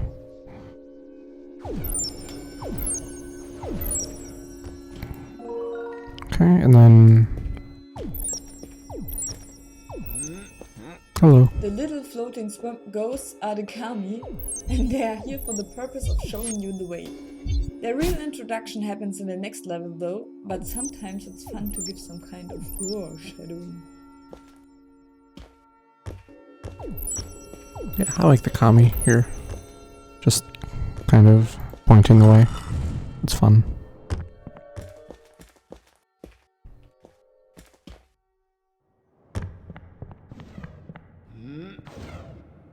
The laser in the middle of the level is its core element, and how you get rid of it probably one of the harder puzzles in the game. Making the player aware of the solution without being totally blatant with the hints is a balance act I don't think I managed in the perfect way. I still hope most people will get it, how they have to go to the two windows and create a triangle by starting it at one place and finish it at another, because I think it's cool. One thing I like about this puzzle and a lot of the puzzles in this game is that there are multiple totally valid solutions. I mean, anything that solves it is a valid solution, but like without using anything that really breaks the mechanics. So if you like can't figure out that you have to go to one side and then go to the other. The other thing you can do is fall into the void, which is what I'm gonna do, actually, is that you can go up to the top of the level. Like if you're just exploring, you can find bonus statues up on this like shelf up here. On this space, you can go up there, and there's a bonus statue or two, and also you can, much easier to block the laser. And so it's this fun kind of alternate solution, but it still feels like the game wanted that to be a thing. Okay, this part. The Goodness explosive gracious. boxes were actually already part of the first viable alpha version of Try, where it was a big block made of stone. That made it hard to recognize it as breakable, and one had to wonder why not everything was destroyable. Just adding a switch like this one makes the box's purpose clear.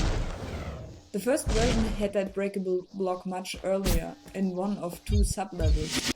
But as we introduced the laser so late in this new redesigned version of Try, we also can have the exploding boxes only now. I actually kind of like this puzzle, or this section, whatever.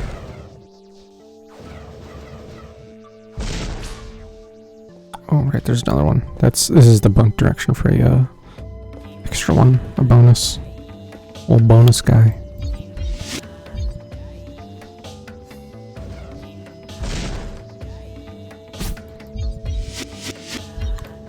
No, I just really like this carefully exploding boxes to clear your way forward. I think it's cool. There's this. I don't think that goes anywhere, does it? Because you're supposed to go up. It's like where you need to go. So what's the other one?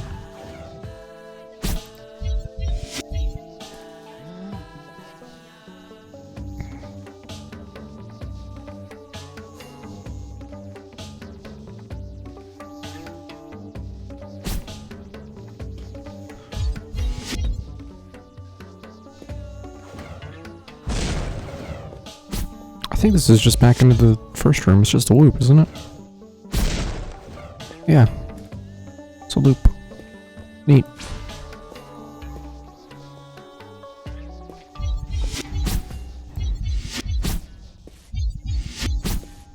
And...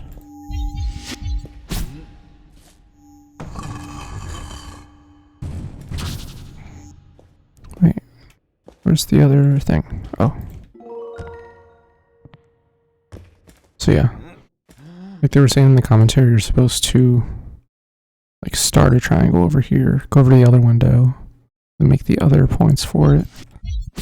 This is just doing this, it's not quite enough space. I'm gonna do the alternate method. Gonna turn this off so I never die to it.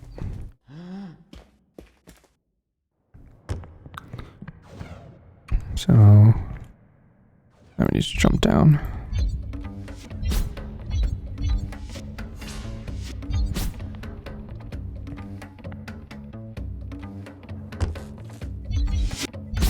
I'm skipping a ton of bonus statues in this level. There's quite a few behind interesting puzzles that I don't feel like doing.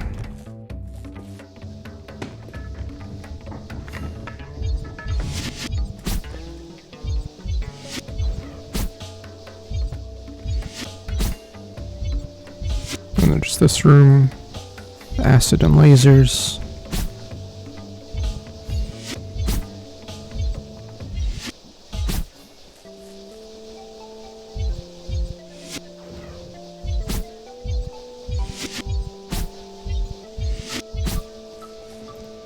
This is another neat room. It's like not actually that dangerous, it just kind of looks like it. Which is some fun design, I think. So wait, how do you have to do that? See, from the altar room, which is up there, I believe. I think it's there. It's either there or there. Pretty sure it's that corner. where the altar room is, there's false blocks that you get through to get out onto that shelf. But yeah, I do have to do it the other way. How did I do this in the speedrun then? Because in the speedrun we do it from above, but it's even before we figure out clipping and doing all the weird stuff up top first. I feel like we still had some strat for this that wasn't doing it like this. Because we wouldn't have to return, I don't think.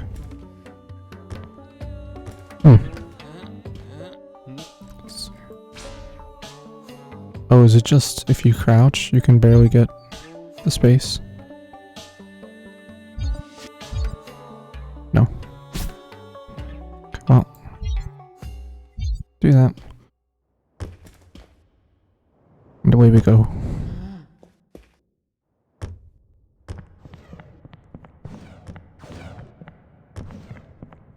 Oh, I can't go this way. This puzzle is maybe too difficult, or it's like too obtuse an answer, I think. Oh. If I void out, do I lose the triangle? No idea.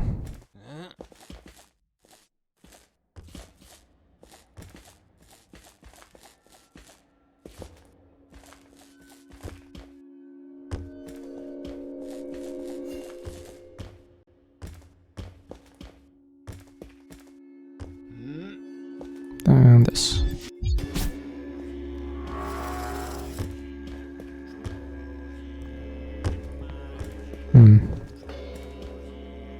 And I fell again.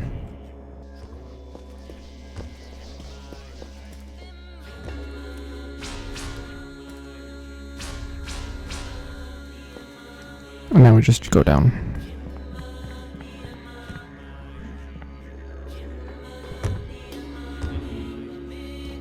Very clearly, this level has another invisible teleporter. I love to add them. I love to add them to my levels, as I can make the player believe a room is much bigger inside than from the outside. Sure, this is recognized pretty quickly, which is okay. It's all about a bit of surprise. The puzzle in this room, where you have to remove a triangle from afar to activate a pressure plate with a box, was an idea by our dear friend Christian Rösch, if I remember correctly. He calls himself the Great Game Coder, probably rightfully so.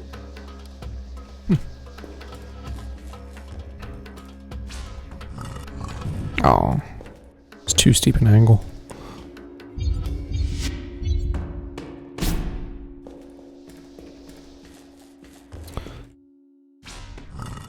When you're doing a speedrun of that section, you want to make the button or the platform be like as steep as possible, so that you can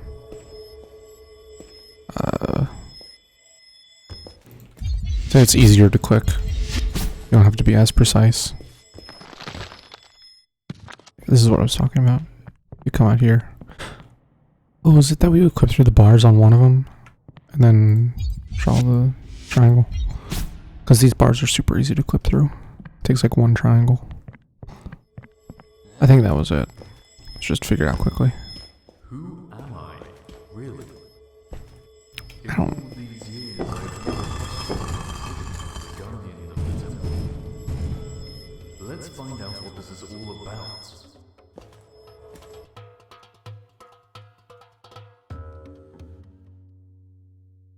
By accident, the blue fox fell into the mortal's world. Nobody should suffer the pain my friend felt, he wept.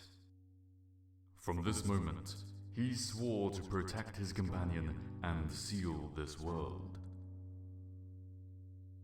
The fox became a monk.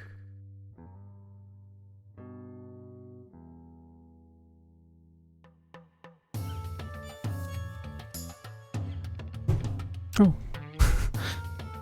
Wonder what was the idea behind numbering these? I mean, to make sure you've seen them all, but why is 3 of 5 right at the spawn? I was really agonizing with this level. I have to admit that at some point I had enough of creating puzzles and just wanted to make more items you can destroy in the levels or characters you can interact with. This level was my last one on the list, and I had several ideas of floating aisles and kamis guiding you through when you free them. Moreover, did I envision in my mind a huge, constantly moving mechanism full of trees and cogs that was inside another old building. I got totally obsessed with this idea that I wanted to build it, no matter how much sense it would make for the triangles. So I started with the floating aisles first, but it never really worked out and I gave up. This level really made me feel worse, and I spent a lot of time rotating and scaling boxes and deleting and abandoning whole complexes. After a while I came back to this idea with the mechanism and tried to build that.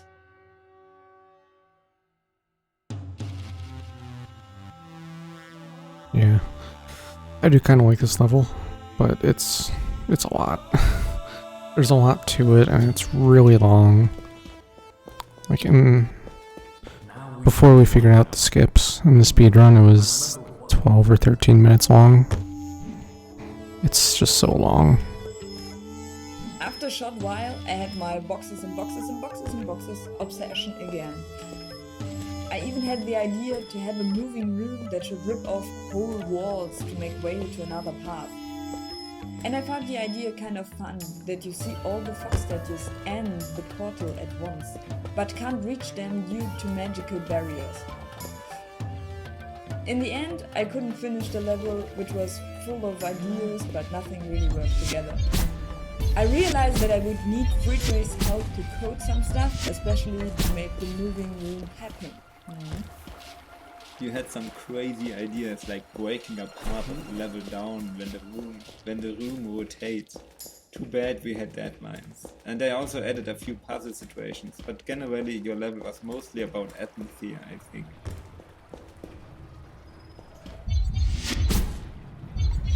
This is something I do like about this level, is just that it's so big. The spaces you move through are very large, and a lot of the levels keep things very small. So it was neat just having these big open spaces.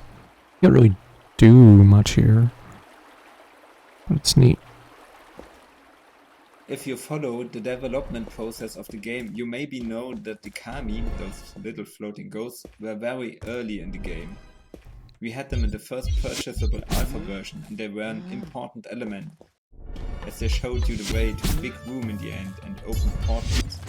Really, it was your main task in that version to free the kamis and let them open doors for you, even if you never communicated that.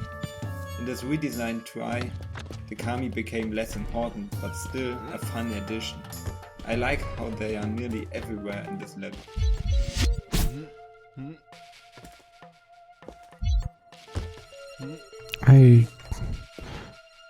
Realizing now just how much of this level I've forgotten.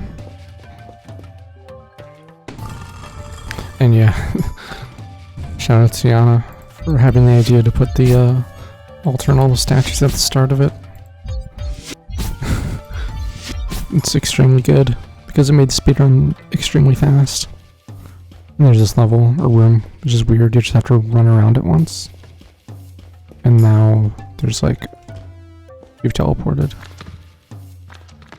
The spot where you came in was now a secret. And I have to move up the wall onto these blocks.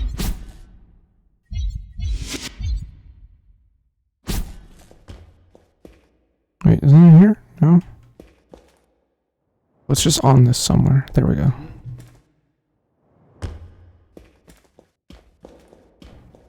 Getting a little sneak peek at the other parts. I like how often the game does this. Where like, here's a grate that you can see through to see what's coming up and just tease you about what's next. It's fun. And it makes sure the nothing ever gets too monotonous.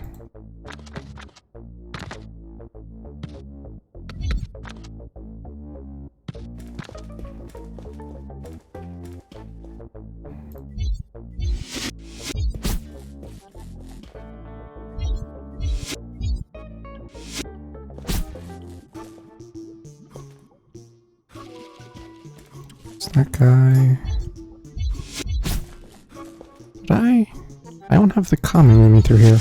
Am I supposed to be in here yet? I don't remember. It's been so long since I've done this level, I don't remember how it's supposed to work. Okay, there they are. Do you remember the scene in The Never-Ending Story by Michael Ende, where Bastian has to walk past the sphinxes with their eyes slowly opening and destroying everybody who walks by? God, I love that scene. Well, my sphinxes are foxes, and with their lasers you can actually open a door. But the situation with these gracious statues is taken from there. Oh, let's make a game about Fuku. Yes.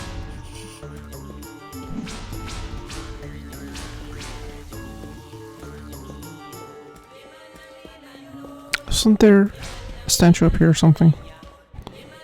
I guess not. I don't remember. And yeah, I like the big fox statues too. They're good.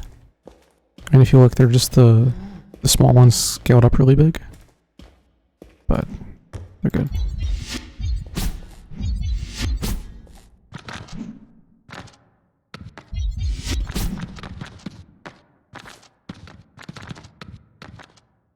Okay, that's all that we need. And then we have to come around here as well.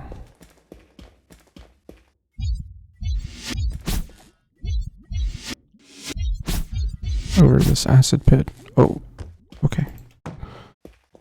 I thought it was going to fall in the acid for a second there.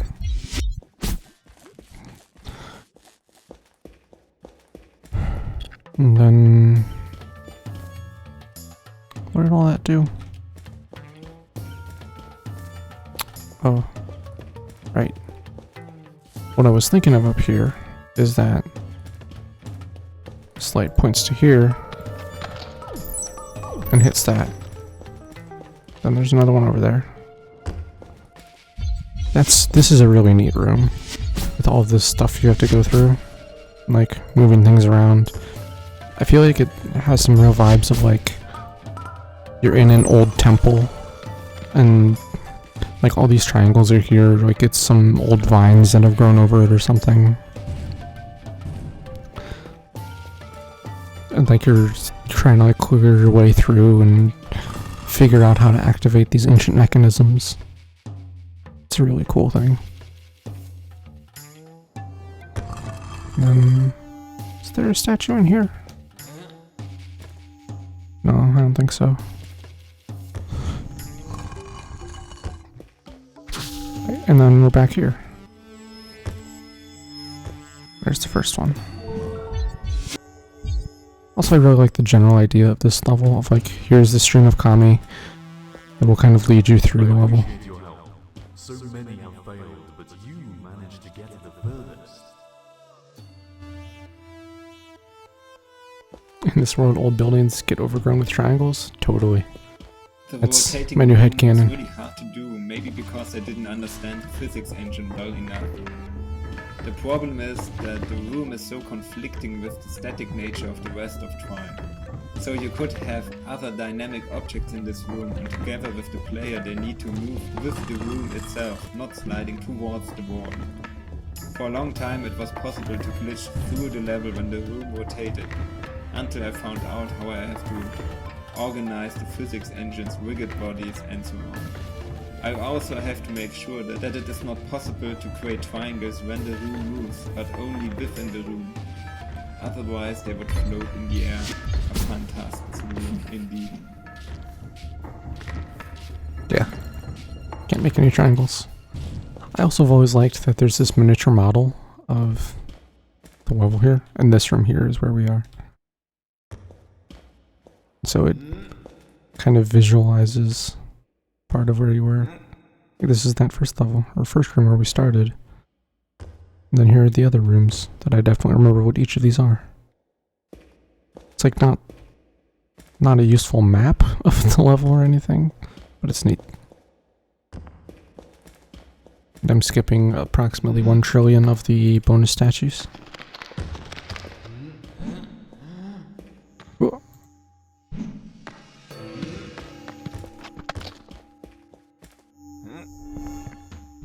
Oh right, where are the crates? They're up here.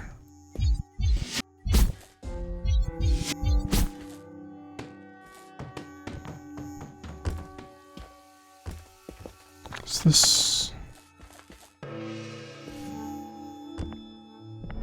Now, an odd thing about this is that you have to put them in front of the receptacle and not the spawner. Because, as you can tell, there are physics when they hit the crate. And if you put them in front of that, it'll eventually knock the crate out of the way. Especially if you stay around for too long. Once you get far enough away, it stops spawning Kami. Probably to, like, save on memory stuff. But it's possible for it to... for the crate to get knocked out of the way before you can get the store activated. I'm supposed to go out and up and around to all these places to look for a bunch of bonus statues. This level is like 15, I think, something like that. And then... right. Oh yeah, this is clever. When you go back down in the hole you originally went into, but because the level has rotated, you're going to go to a different area.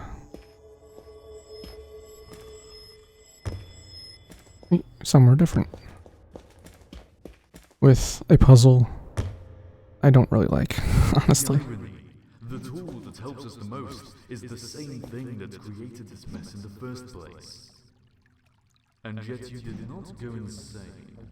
Or did you? Can you count to green for me? Yeah, this is such a weird thing because you like start drawing a triangle and then you move this box around and your triangles will stay.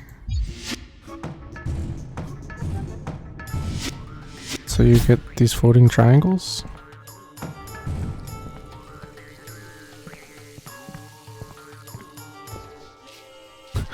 Purple, blue, green. Yeah. I think you got that right. That's what counting to green is.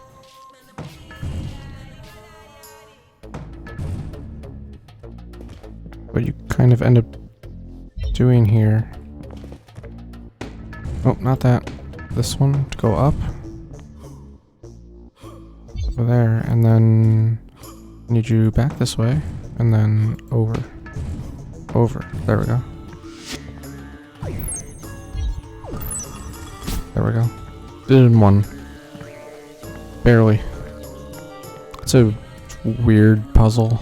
And that type of mechanic never comes up again, so it's just very awkward. The later levels of this game tend to do that a lot, where they introduce a mechanic that is unique for exactly one puzzle. I think some of the levels are better about using it more than literally once, but like, that one never happens again. Oh right, I have to go in there now. Also, kind of a combination of things I said before, where this level is really big, but it's really hard to get lost because you can just follow the Kami and just see where they're going, and they'll always point you in the right direction. So it's this really good thing where like, oh, it's big and I could get lost, but it's like the game is guiding me in this really clever way. There's the level. 14 minutes. That's not bad. The solution on that sliding box, it wasn't exactly cheaty. It's just like a very precise solution that you're probably not going to get on your first playthrough. Oh.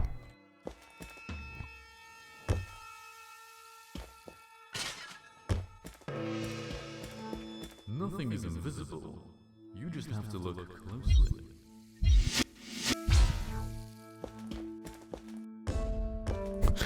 But yeah, I remember the first time I did the sliding block, it was a whole mess. It was very messy looking. And this is probably just actually my least favorite level. Like, I really like all the levels, and I think this one has some good bits to it, but I still don't like it much. Both in the speedrun and casually, especially in the speedrun, because you can't do a whole lot to break it.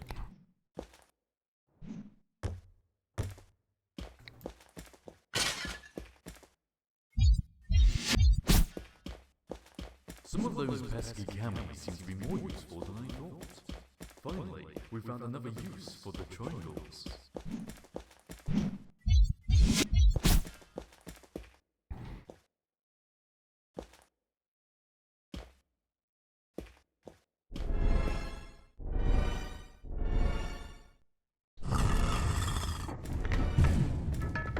Oh, I have to go down first. Can't just go up. Like, get rid of that. And then wait. This will open up and I'll drop in.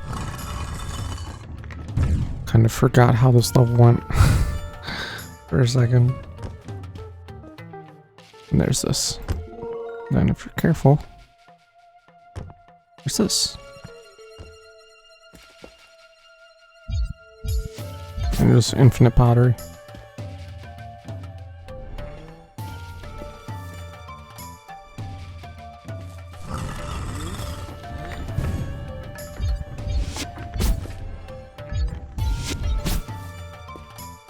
My hand is starting to get sore because I have not played this much Try in so long. Or really any game that is, like, demanding in this way. One of these jars has a statue in it, right? Yeah, look at that. Whee!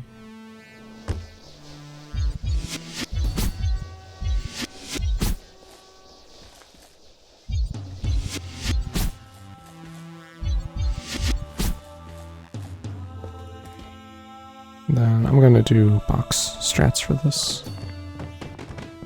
So I need to do this.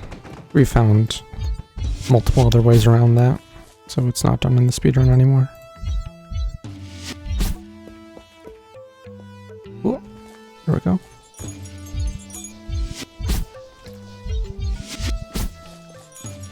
I need a triangle here.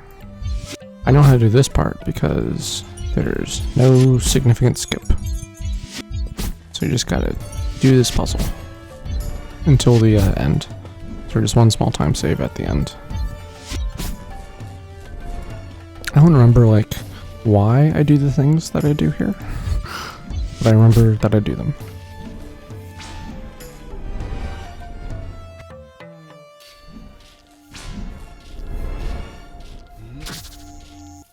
Statue. This is going a lot faster than I expected it to. I mean, I'm to the long levels now, but this is, what, chapter 13 out of 16/17. And there's at least one or two that are pretty long still. But this is going faster than expected. So has there been no commentary for this? Maybe there's no commentary on this level. I guess there's nowhere to really put the gramophones.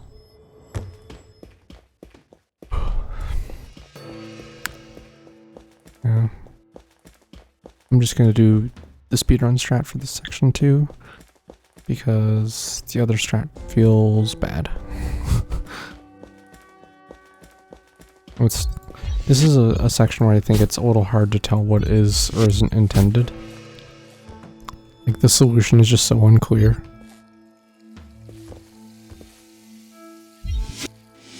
Like, this is probably not the solution. Like, abusing crouching to get underneath a surface that is meant to block you definitely feels unintentional. But then the other way of doing it also does not feel correct. Get out of your box. Boxes will spawn at whatever respawn is closest to you, because that's the point that is, like, active. Which means it is very easy for them to launch you into the void. And one time, I was on top of that pillar, and a box spawned and it knocked me that way, which is over there is where the level starts. And so when you void out that direction, you respawn at the beginning of the level. I basically lost a run because of a box there. That was a fun way to lose it.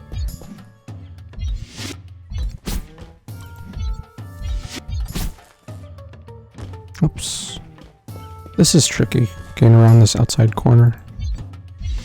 Took me a long time to get pretty good at making those triangles. And this is a puzzle that I like. Oh, I missed. I completely do not remember the lineup for it.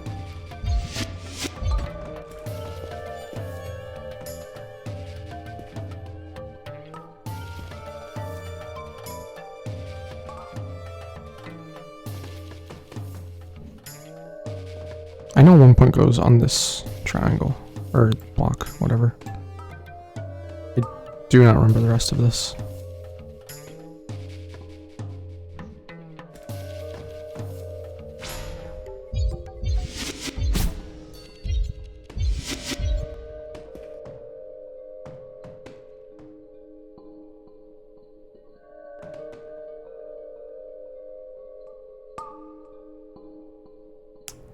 I think that should do it.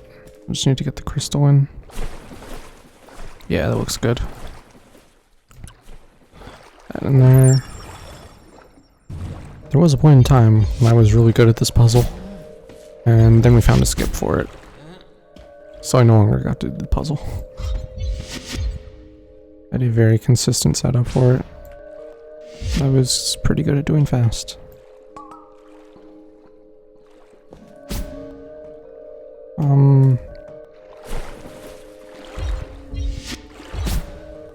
Doing this kind of stuff where I like make a surface for the sole purpose of putting a triangle on it, like this one here. It took me so long to realize that that was like a thing I could do. So in like my casual playthrough, I almost never did that intentionally, and it makes the game so much harder. It is like vital, like not absolutely necessary, but extremely important. Oh. I will not be getting the bonus idol in this room. It's a pain. So you have to like make a bunch of triangles to make a corridor here to bounce the kami into the receptacle. And it is just this massive pain, because like, can't have him bounce around too much. I have a box now. Oh my god. I genuinely dislike this puzzle. I'm not going to do it.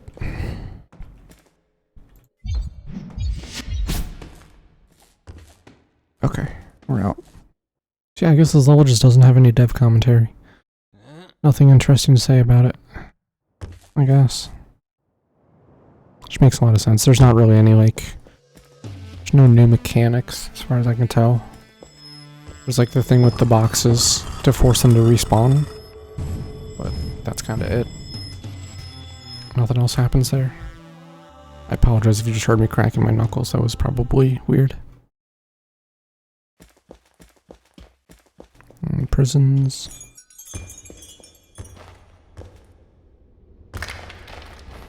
See if I can remember how to do this puzzle. Because crate doesn't go through there.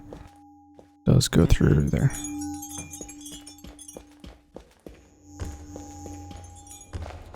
Then where's the other crate I need? I have to throw this down there. Here's the other crate. I think I just drop it down. If I go down here, what happens? This. Right. And then I go in here.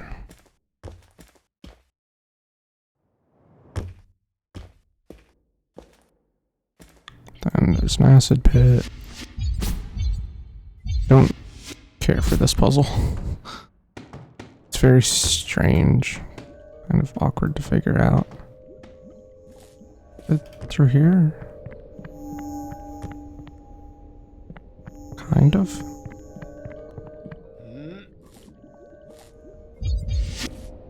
Well, first off, let's just block off the acid, or else I will fall into it. How do I open that?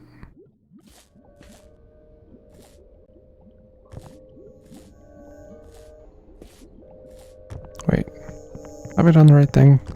Oh, right. I have to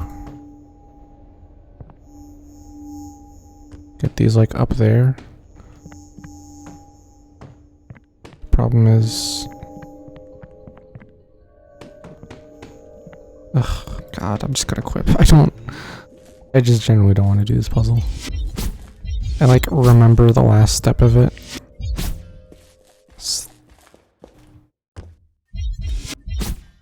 Oops.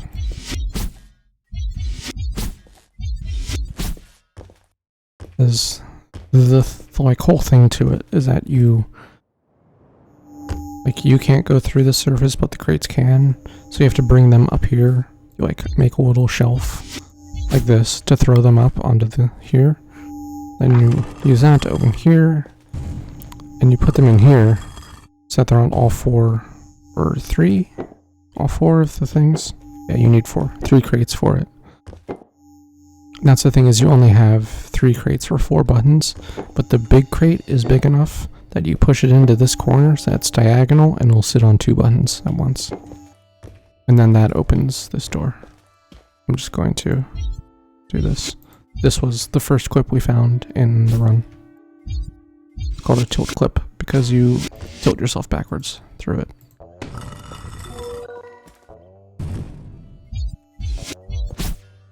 Now we're going outside. That's also really tricky to do. It took me a long time to figure out that general method for it. Ooh. I know I said that I don't particularly care for the previous level. This one also, it's big and long, and I didn't find the puzzles in it particularly satisfying. Like that first one, where you just have to angle the box weirdly. I think I ended up looking up that answer in my initial playthrough. God, I have to do laser hallway. I don't know if I remember the setup or the method to it here.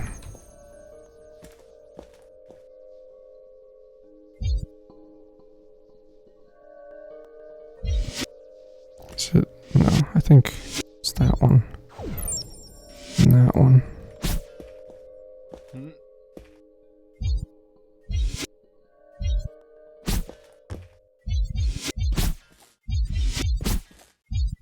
Also, I guess there's no dev commentary for this one either. A secret room here.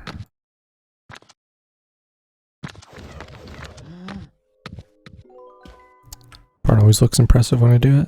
That's good. I'm glad something looks impressive. This game, I feel like, I mean, I guess it's hard for me to tell exactly because of how familiar I am with the game, but it really feels like it's hard for people to understand what all is, like, going on exactly. Like, if you haven't played this game, would you be able to understand, like, what I'm doing at any given moment? That's why the game requires, like, really good commentary in the case of, like, speedrun marathon runs, which I like to think I'm pretty good at, but hasn't really resulted in, like, other people running the game. So maybe I'm not good at it. I don't know. Oh yeah, I wanted a platform here. I want to have something to stand on.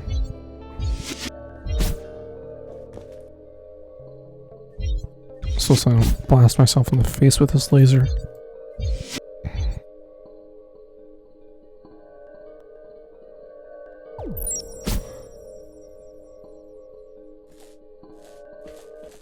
I'm definitely good at constantly talking, which is an issue some people will have when doing speedruns. I know I'm not talking very often now, but for a marathon, I'm good at just always having something to say because you're doing the game so quickly. And thank you. I like to think I'm good at it.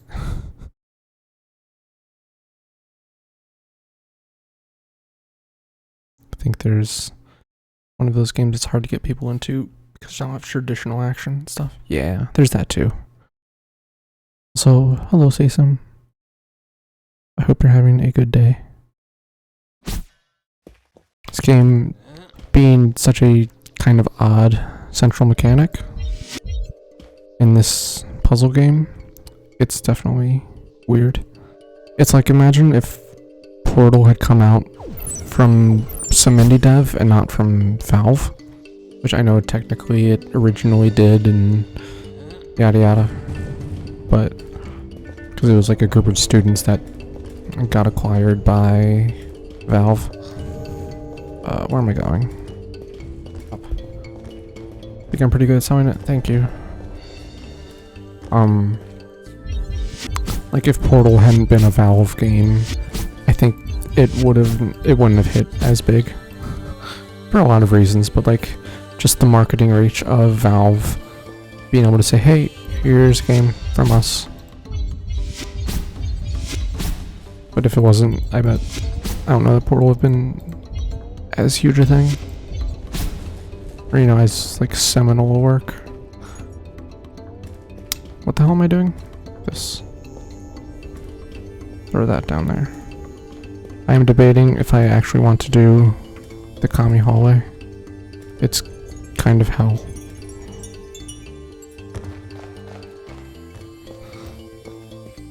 I actually am struggling to remember where the entrance to it is.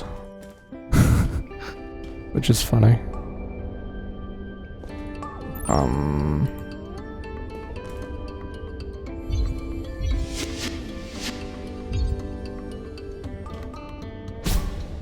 Nope, that's not what I needed.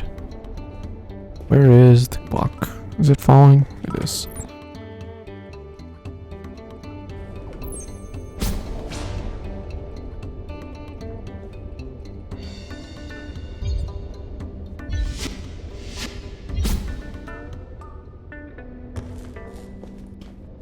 What you're supposed to do is take the little elevator down, but...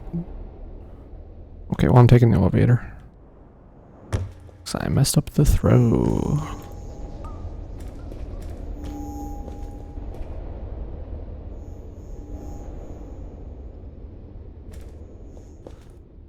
Kind of bummed that not all the levels have commentary.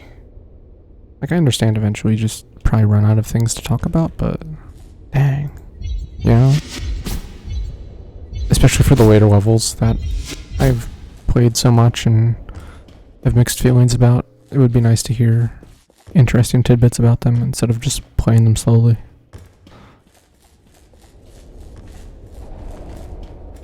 So yeah. What do you get in that? Because that's the exit. And that's the exit to the last bit. Oh, I'll just go do the portal while I'm here. Went all the trouble to throw it down, and I may as well go through here. No. What? What? Oh, right, because there's a portal there. Forgot that is directly behind you. Actually, no, it's because the crate fell funny. Or cube. Then triangle there. And there. There. I like that strat. I like that puzzle. There's a skip for it that is really hard.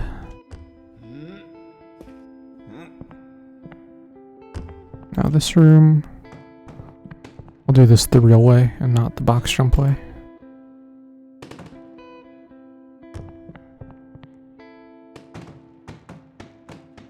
Whoa.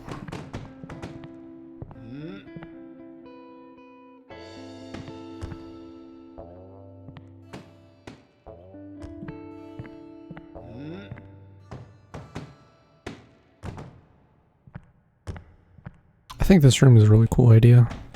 It's probably for the best that it doesn't like come back again. How am I supposed to do this? Like that, I guess. And jump once to time it. Because if you run too soon, you just run to the bars. There's a statue.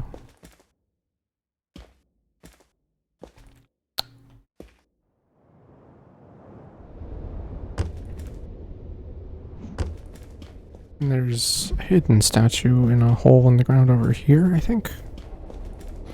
Yeah, there it is. This level is interesting because there's whole sections that are completely hidden. They're just bonuses. Like this one that I just fell into. That's something I don't like, is that I'm now trapped in here. I have to do this puzzle. And I'm not going to. So yeah, this is one of those puzzles you just walk in and you're like, what? This is impossible. You can't do this. Because there's nowhere to draw a triangle over here. And you can't make them big enough. But you have to reflect it. And I literally don't remember how to do this.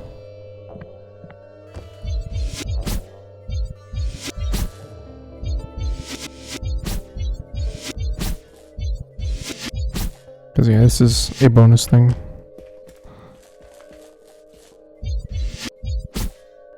Can I actually get out of here? Is the question. Oh yeah, that's a different level. I think I can. Or a different height, whatever.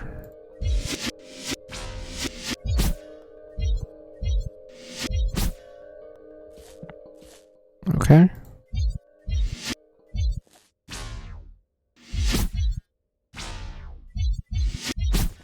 This was like one of the exact puzzles I did not want to do today. So I will not. That wasn't what I wanted. What if I just load an autosave and see what happens?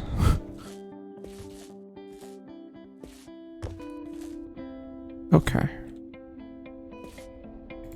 I can work with this.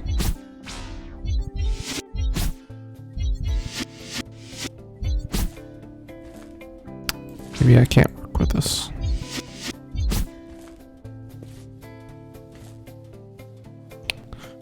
Okay, autosave. Where are we? Oh, I'm up here. Okay. I'm not gonna mess with that then. The bonus statues on this level are devious. And I legitimately cannot remember how to get into the last section. Oh, is it... I think... Is it like you activate these buttons by doing stuff, and that lowers the smokestack, and then the smokestack, you use the yellow cube to get in and fall down, and that takes you to something. I'm not gonna do that though. I don't... There's no commentary. I'm a lot less interested in replaying the level casually with no commentary.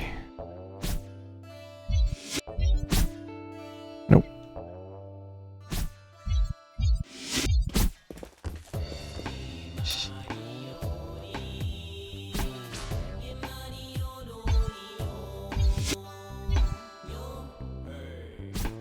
This level took me forever in my first playthrough.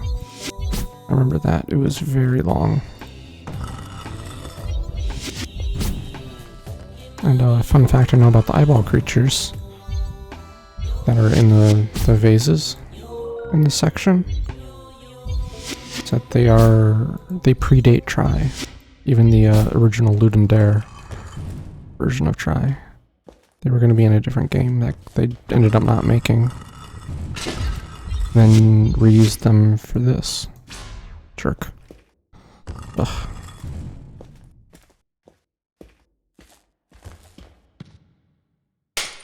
No. Hey. He just destroyed it, didn't he?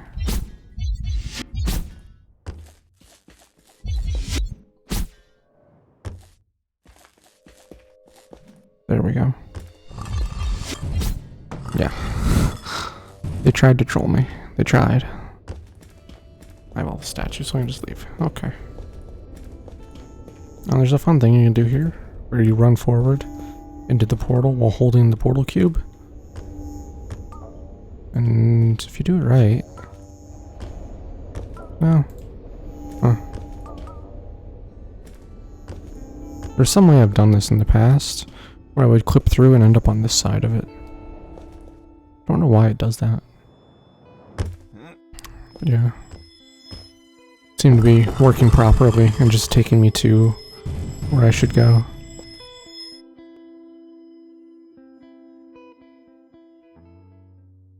We spent our lives for years this way. My friend in his mad, triangular world, whereas I led a restless life as a guardian.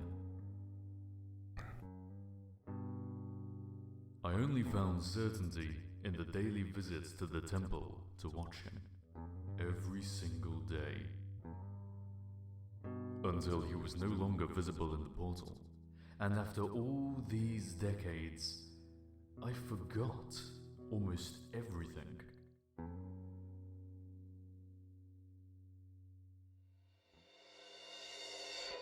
So this is the last major level. Oh god, this puzzle. Okay.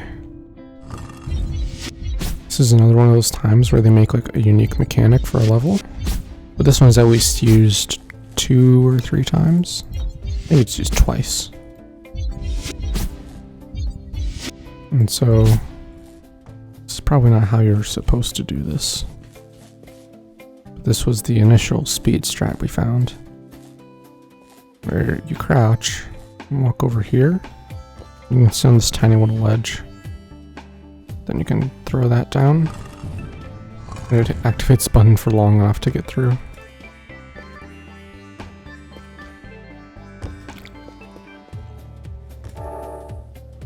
Alright.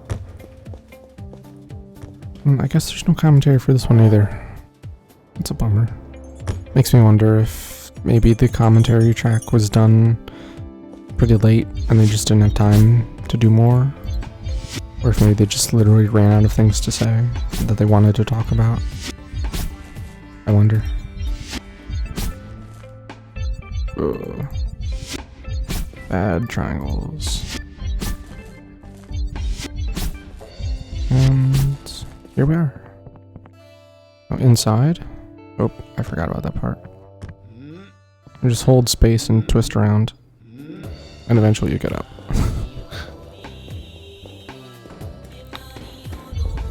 I'll do this the normal way and not the box jump way. Where you find the one pentagon in the room.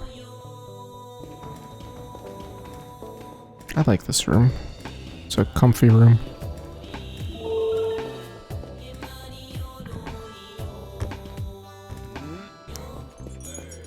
I just skipped like 3 bonus statues or something, but I'm good on skipping statues at this point.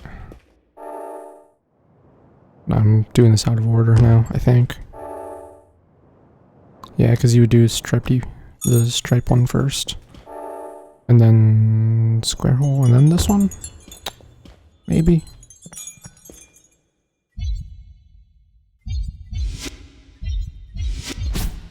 This is another section that I really like the design of.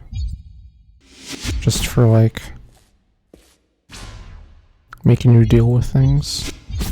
Of like, it keeps it pretty basic for the first one, and then it complicates it. And then it complicates it again. Until eventually you're at the top and there's like no pillars here to work with. It's just this really awkward like, oh, what do I do here? Yeah, no, there aren't any in the middle. But they're on the sides still. And now there are no pillars at all. So the solution to this is, you know, make your own. It's not super difficult, but it's a neat progression. I feel like they could have cut out one of the middle layers though. But it's probably an even cube, and so they needed a certain number. I bet. And there's a weird bonus statue in there where you walk on an invisible pathway off the side. And like the level disappears for some reason. And then you can see the statue. Because you can't normally see the statue from the place. That's the final one. I need this one. Wait. No, I don't. This is the starting one. I need stripes.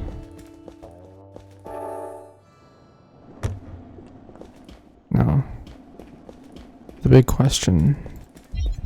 Will I do this the intended way? The answer is no. I'll do some of it, but I'm not going to do all of it. The full thing is kind of annoying. I won't clip through to skip this section, but I will skip exiting the cylinder. Oops. There we go. Because this part is neat. I like these. These really big light beams that are hard light that are used to reflect. Used to have a specific lineup for this. No longer do. Do I need it all the way over? I don't remember.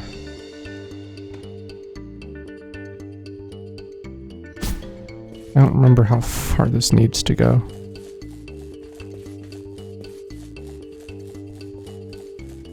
Oh, it just ends. There's an invisible wall. That's funny. Okay, I don't think there's anything necessary over there. I think it's... Right, you need to go that way to activate a beam to get to this. Then you go this way. And then that activates another one of the hard light beams to take you over here.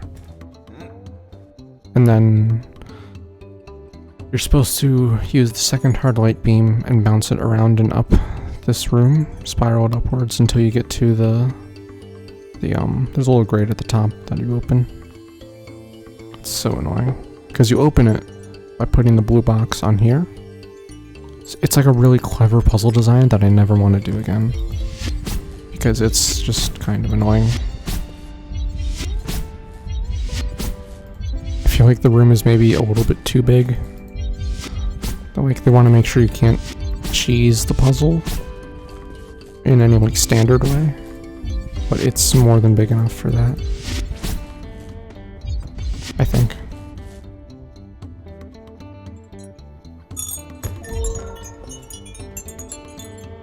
Okay, and I'm just gonna do speed strats.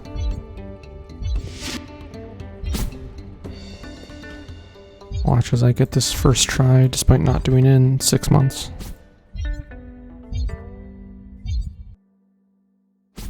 Oh, okay. I feel better about that then. I would have cried a bit if I had gotten it first try. Well, at least it's not jittering. There we go. It was fourth? It's already third? I don't know. And we're back at the start. So I get to do this again. I have no idea what the, like, quote-unquote intended solution is besides doing this. Oops, I dropped it instead of throwing it. Left click drops, right click throws.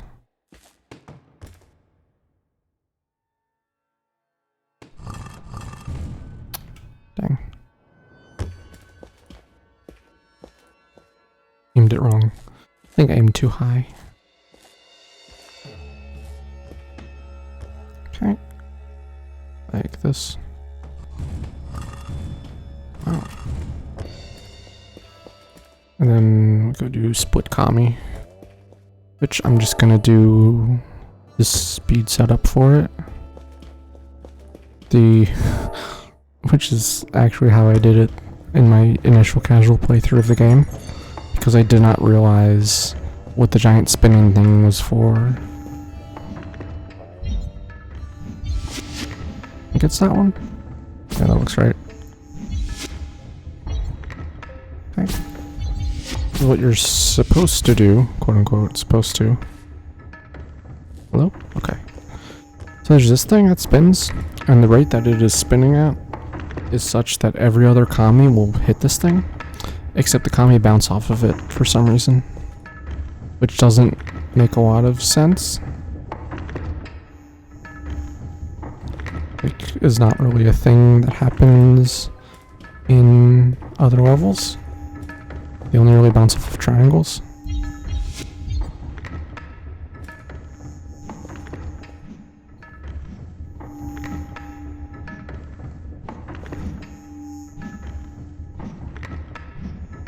Looks like it would hurt. Oh, you just... It's fine, just get your spine compacted by a giant spinning disc. It's a form of, like, muscle therapy. Dang, look at that. Perfect. Nailed it.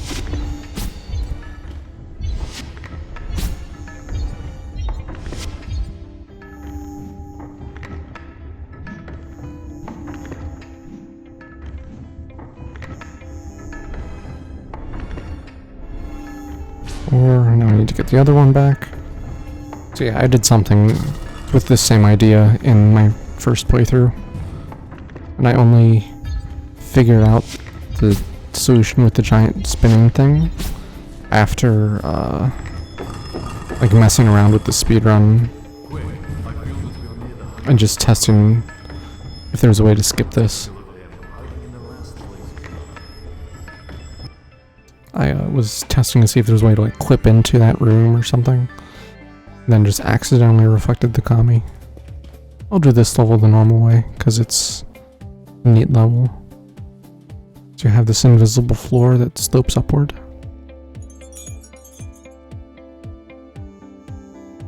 How do you do this section? So you have to... If you make triangles, it moves to Fox. This is just a really cool interaction that like is never used again. So then you go like this. Hits that button.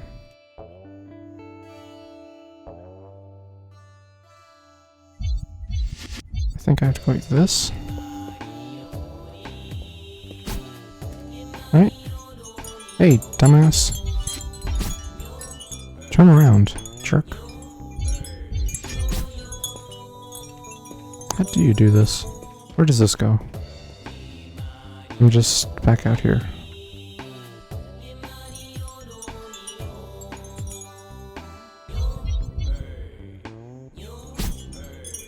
Right, he'll turn like 90 degrees.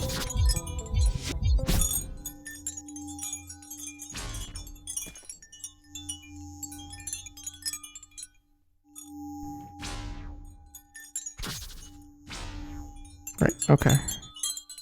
I vaguely remember this now.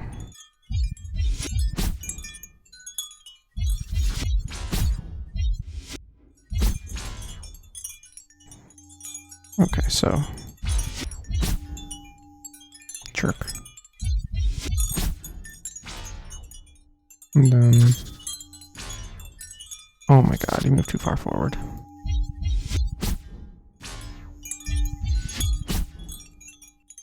Oh, actually, I should have had him go around the other side.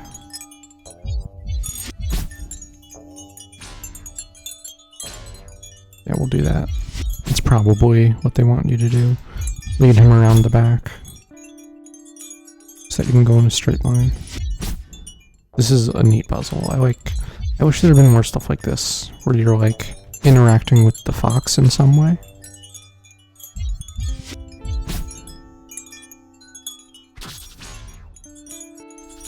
Oh my god, he did it again.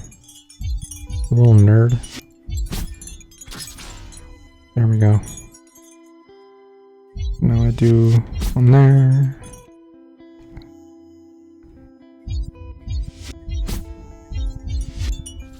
Oh my... Oh, god, I didn't think he had that far much range.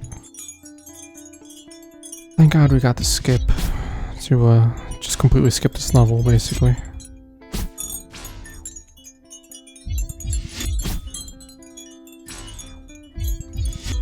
Please see it. Thank you.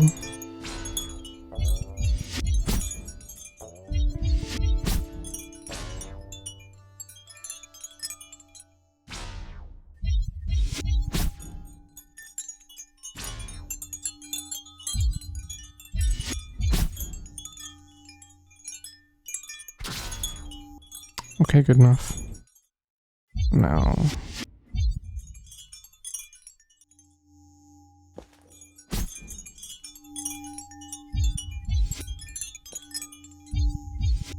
I go there. Can you see it? No. This one.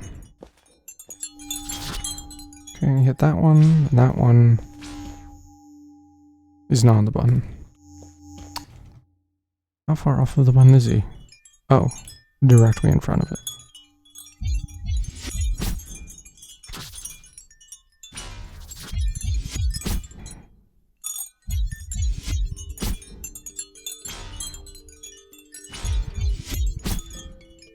Like, I understand why they wouldn't do a bunch of puzzles like this.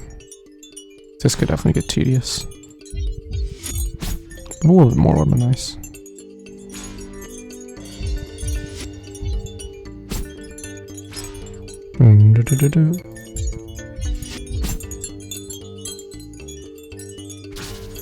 Okay, now then. Need to make sure it is enough of the button that you won't fucking walk over it.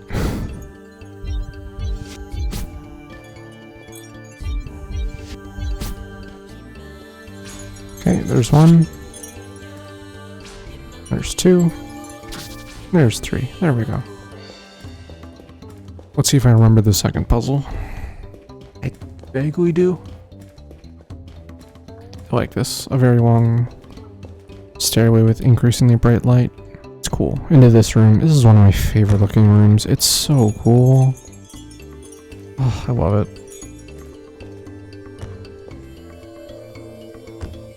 Maybe this.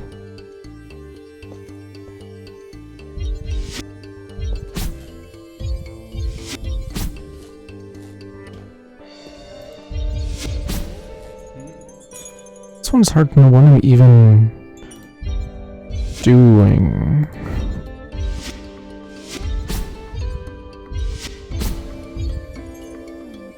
I'm gonna block this. And there's nothing. I have to unblock it.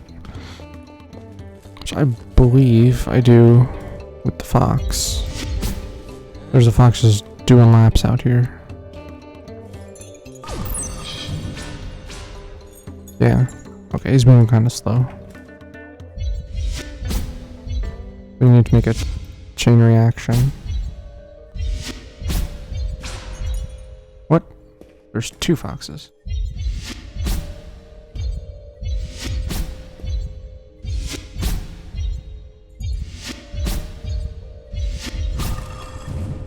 And now I jump down here. And wait. There we go. I can't pick up these. Why can't I pick these up? I want to smash them. No fair. And then... Wait, what is this? I don't remember this.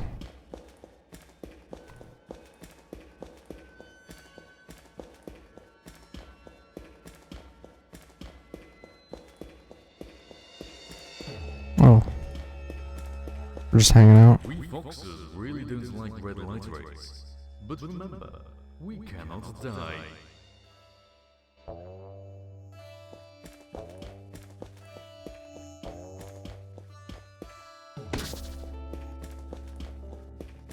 Oh, right. It's just the hallway that leads to this. Oh, I have to climb into the thing. That's interesting. It seems darker in here. I think it does feel like there's an extra visual effect going on to fuzzy everything up, but I can't quite tell. But like maybe going through the level normally made a trigger to add a visual effect here. Oh yeah, definitely. This looks wrong.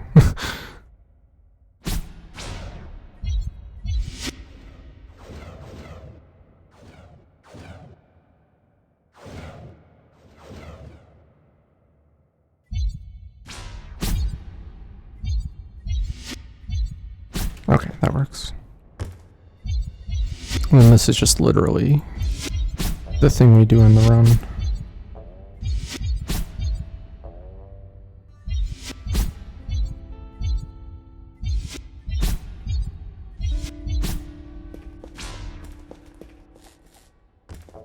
Man, I think this looks nicer without the like added filter, whatever this room is doing.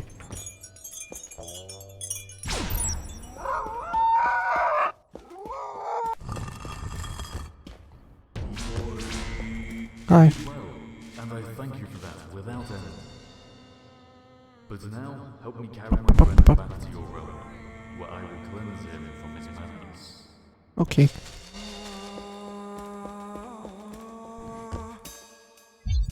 I won't do bully strats, even though it saves more time than you'd think.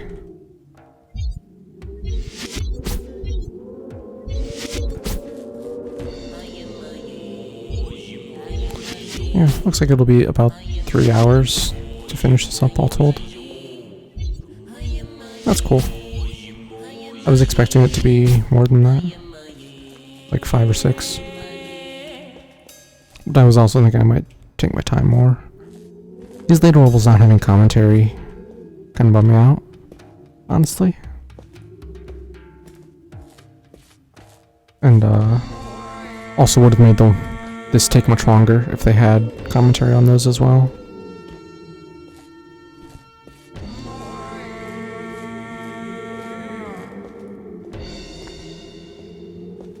Push, push, push, push, push.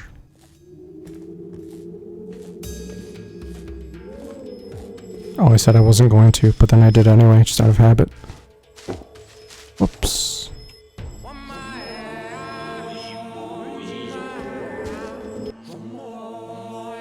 Mojijo. The epilogue. I like that you circle back to the temple where it all started. It's a neat thing. With all my heart, I thank you for saving my companion and me. Against all odds, you mastered the triangles and resisted the madness which infected us both. I will change to my former self now, and we will leave this place forever. Red and I have a lot to catch up on.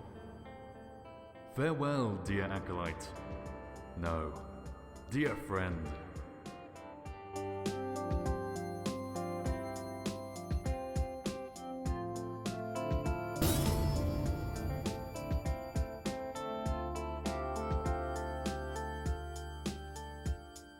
Bye.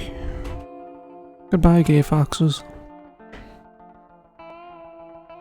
Yay, I did it. 16 chapters, 835 tries created, 127 deleted, 74 out of 148 isles for 165 minutes. That's odd. It just counts like that. So yeah. Oh, I guess I can stop the timer. And I just refreshed my chat on accident. Good job.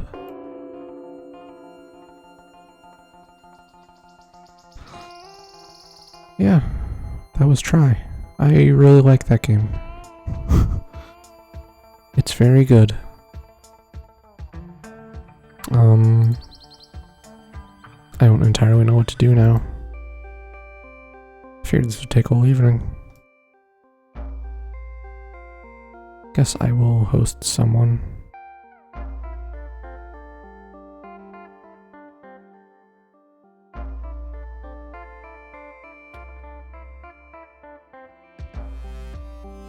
Yeah, return to main menu. I just want to make sure I did, yeah, I enabled them all. Got all the idols and enabled all the commentary. That's weird. So yeah, thank you for watching. This was, a fun thing to do. It was nice to go back to the game in a different way.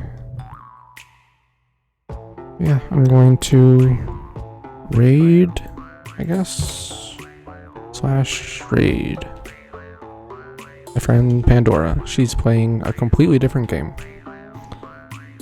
Playing the Lost Vikings. Hit enter on that. I don't know how this works. I'm gonna cut stream now. Bye.